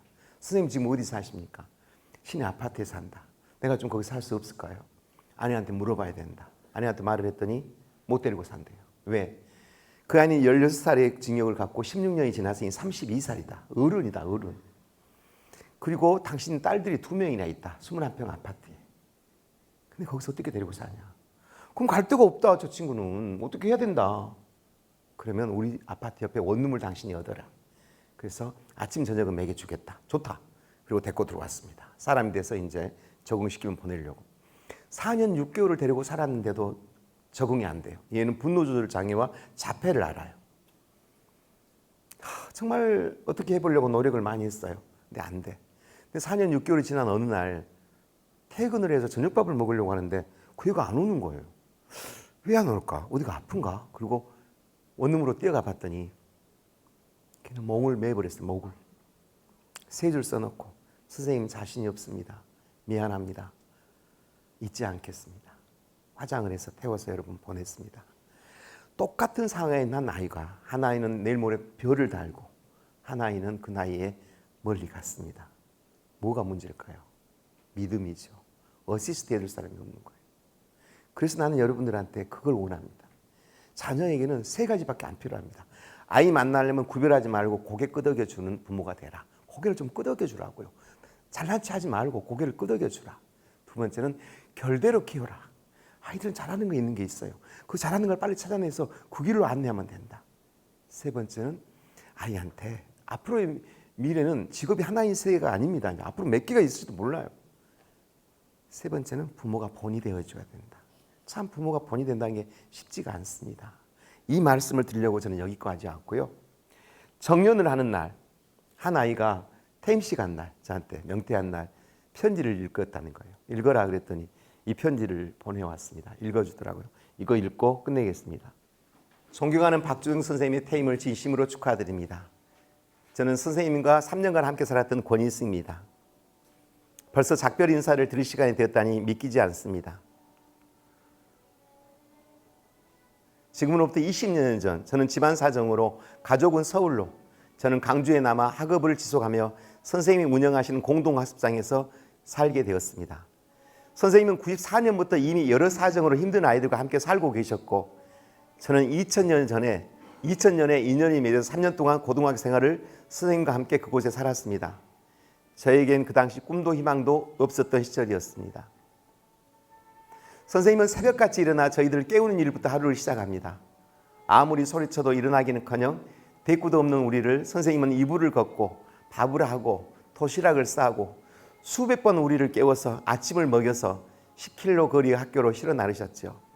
그 차를 잊지 못합니다. 빨간 프라이드. 저희들을 10년 동안 싣고 다니느라 주행기로 54만 킬로. 어느 날 하교를 하는데 그 차는 수명을 다하여 패밀리랜드 고개를 넘지 못하고 숨을 헐떡이고, 우리들은 그 빨간 프라이드를 밀고 집에까지 왔고, 폐차장으로 보내면서 함께 울었던 정들었던 빨간 프라이드. 지금도 가끔 보이는 프라이드를 보면 저는 걸음을 멈춥니다. 선생님, 부모조차도 포기했던 707명의 아이들을 선생님은 왜 품으려 했을까를 생각해 봅니다. 선생님이 아니었으면 우리는 지금 어떻게 되었을까요? 기억납니다. 함께 살았던 명길 선배가 사고를 쳐서 재판장에 서게 된 날, 선생님은 밤잠을 이루지 못하고 재판장으로 가서 명길이를 살려달라고 눈물로 호소했던 그 재판장. 싸늘한 검사의 구형을 듣고 재판장에서 절규하며 쓰러져서 선생님을 부축해오던 그날을 기억합니다. 쌀이 떨어지고 부식비가 없어서 선생님의 큰딸 담비의 돌반지를 들고 전당포로 가서 맡기고, 그 돈으로 양동시장에 가서 쌀과 오뎅, 팬티, 양말을 사가지고 온 날을 기억합니다. 아이들이 경찰 오토바이를 훔쳐서 타고 다니며 국비경찰서에 잡혀있을 때 경찰관님께 애원했던 영화 같은 그 장면을 기억합니다. 선생님의 책, 선생님 박주정과 707명의 아이들을 읽었습니다. 수많은 우리들의 이야기에서 배꼽 잡고 웃다가 펑펑 울면서 읽었습니다. 그러나 선생님, 그 책에는 우리들의 사연이 1000분의 1도 안 되는 이야기입니다. 707명의 아이들과 10년을 같이 살아온 영화 같고 극적인 삶이셨으니까요. 우리와 함께 살았던 707명 중 규철 선배가 교도소를 다녀와 마음을 잡고 식당을 하다가 실패를 하고 먼 세상으로 가던 날, 선생님의 그 오열을 잊지 못합니다. 말썽 부리던 원철 선배를 학교에서 퇴학을 시키려 하자 그 어머니는 지약을 들고 교장 선생님을 찾아가 협박과 읍소를 하였고, 누구도 원철 선배의 구명을 나서지 않을 때 선생님이 담임을 맡는 조건으로 우리 반이 되었지요. 그러나 원철 선배는 선생님의 마음을 모르고 다른 선생님들에게 대들게 되자 수많은 선생님들이 선생님을 왕따시키고 수군거리고 온갖 억측으로 선생님을 음해할 때 집에 돌아와 몰래 흘리던 눈물을 기억합니다. 굽이 닳고 흙 묻은 구두, 너덜한 양복, 언제든지 서버리는 고물차 프라이드, 핏바란 넥타이 몇 개로 살아온 선생님을 위해 여기저기서 성공해서 잘 사는 707명의 아이들이 당신을 위해 무엇을 한다고 하면 늘 하시던 말씀, 내가 20년이 지나 너희들에게 사례를 받는다면 나는 하숙집 아저씨로 전락하는 것이라고 하셨죠. 선생님의 그 융통성 없는 것이 얄밉습니다. 선생님, 사모님께는 큰 절을 올리고 싶습니다. 철없는 선생님은 뻔한 월급을 우리들에게 다 써버리고 빈 통장이라고 뭔 통장에 항상 마이너스냐고 싸우던 그날을 우리는 기억합니다. 속 없는 남편 때문에 더디게 사람 되어가는 우리를 보면서 얼마나 힘이 드셨습니까? 선생님 몰래 소풍 간 날 꾸깃꾸깃한 1,000원짜리 몇 장 나눠주시면서 미안해 하시던 사모님, 쌀값이 없어서 외상으로 쌀을 사시던 그날을 기억합니다. 그리고 사모님이 가출한 날도 기억합니다. 사랑하는 선생님의 딸 담비는 잘 있나요? 담비에게 부탁 많이 했네요. 담배 피는 거 아빠한테 이러지 말라고. 사모님 지갑에서 돈 훔친 거 빌린 거라고. 보고 싶습니다. 그리고 저희는 그때가 그립습니다. 선생님과 고민이 많을 때 거닐던 저녁 노을길의 시골 산과 농가 밭, 영산강 강변에서 비를 맞으며 낚시하고 한제골 가서 벌거벗고 수영하던 더운 그날을, 공부한다고 배 깔고 누워서 만화책을 돌려보던 그 시절이 그립습니다. 선생님 이제 정년을 하시고 대학으로 가신다고 들었습니다. 부르미 재단을 만들어 전국의 아픈 아이들을 살리겠다고 들었습니다. 전국 공연과 강의를 다니실 거라고 들었습니다. 이제 선생님도 연세가 상당합니다. 선생님 건강이, 선생님의 빈 통장 때문에 노후도 걱정이 됩니다. 우리들이 선생님께 물었죠. 선생님의 꿈은 무엇이냐고. 선생님은 한결같이 말씀하셨습니다. 죽어서 묘비에 박주정은 한평생 비탈에 선 아이들이 살다 갔다라고 묘비명에 쓰고 싶다고요. 저희들이 그 묘비명과 원하던 꽃상여는 준비하겠습니다. 선생님은 우리 아빠였고 철없는 친구였고 그리고 성자였습니다. 저희들이 감히 말씀드립니다. 선생님 너무 잘 사셨습니다. 선생님 존경하고 사랑하고 또 존경하고 감사합니다. 아이들이 쓴 글입니다. 늘 힘이 들 때는 저 아이들의 글을 읽습니다. 부모의 부존재가 그 역할을 해줘야 될 때 수많은 에너지가 들어갑니다. 여러분 세 가지입니다. 아이들 결대로 키우십시오. 마음대로 안 됩니다. 아이가 잘하는 걸 빨리 찾아내십시오. 두 번째는 아이들하고 이야기할 때 고개 끄덕여 주셔야 됩니다. 분별하지 마시고 일단 들어주십시오. 세 번째는 본이 되어 주셔야 됩니다. 제일 마지막에 중요한 것은 선생님들에게 요괴버리고 선생님들을 불신하는 말을 하게 되면 아이는 절대 곱게 크지 않습니다. 그 새끼 돈놈 같더라 그 말 듣겠습니까? 그 선생님 말을. 선생님과의 관계가 여러분 좋으셔야만 됩니다. 요즘 선생님들 자존심이 강합니다. 밥 사준다고 해서 밥 먹지 않습니다. 그분들에게 사명감하고 존경을 달라는 겁니다. 사명감과 존경을 주면 그분들은 월급에 관계없이 아이들을 사랑할 것입니다. 그 힘은 여러분에게 있습니다. 여러분 못다한 이야기는 핸드폰 네이버 검색창에 들어가서 박주정을 치면, 술주정이 아닙니다. 박주정을 치면 블로그와 동영상이 있는데요. 거기에 보면 자녀들이 어려움을 당할 때 여러분은 어떻게 도울 것인가가 잘 나와 있습니다. 블로그에도 있고 유튜브에도 있고 그렇습니다. 여러분 어디에 들어가라고요? 네이버 검색창에 박주정을 치시면 프로필이 나오는데 그게 블로그와 유튜브를 사용하시면 여러분들은 공부가 많이 되실 거라고 생각이 듭니다. 이 책은 제가 몇 년 전, 2년 전에 나왔던, 1년 전에 했던 책입니다. 아마 교육청에서 여러분들한테도 권장하실 수 있을 거라고 생각합니다. 꼭 한번 읽어보시고 도움이 되시기 바랍니다. 하여튼 2시간 동안 꼼짝 않고 앉아있고 2명만 도망갔는데 하여튼 여러분 대단합니다. 사랑하고 감사합니다. 여러분이 다음에 저 사명이 그렇습니다. 학부모 교육을 하는 곳에 가면 사례비 없이 차비만 주면 나는 전국을 다니면서 나는 강의를 하겠다고 생각을 합니다. 왜냐하면 부모가 변해야 교육이 변하기 때문입니다. 감사합니다.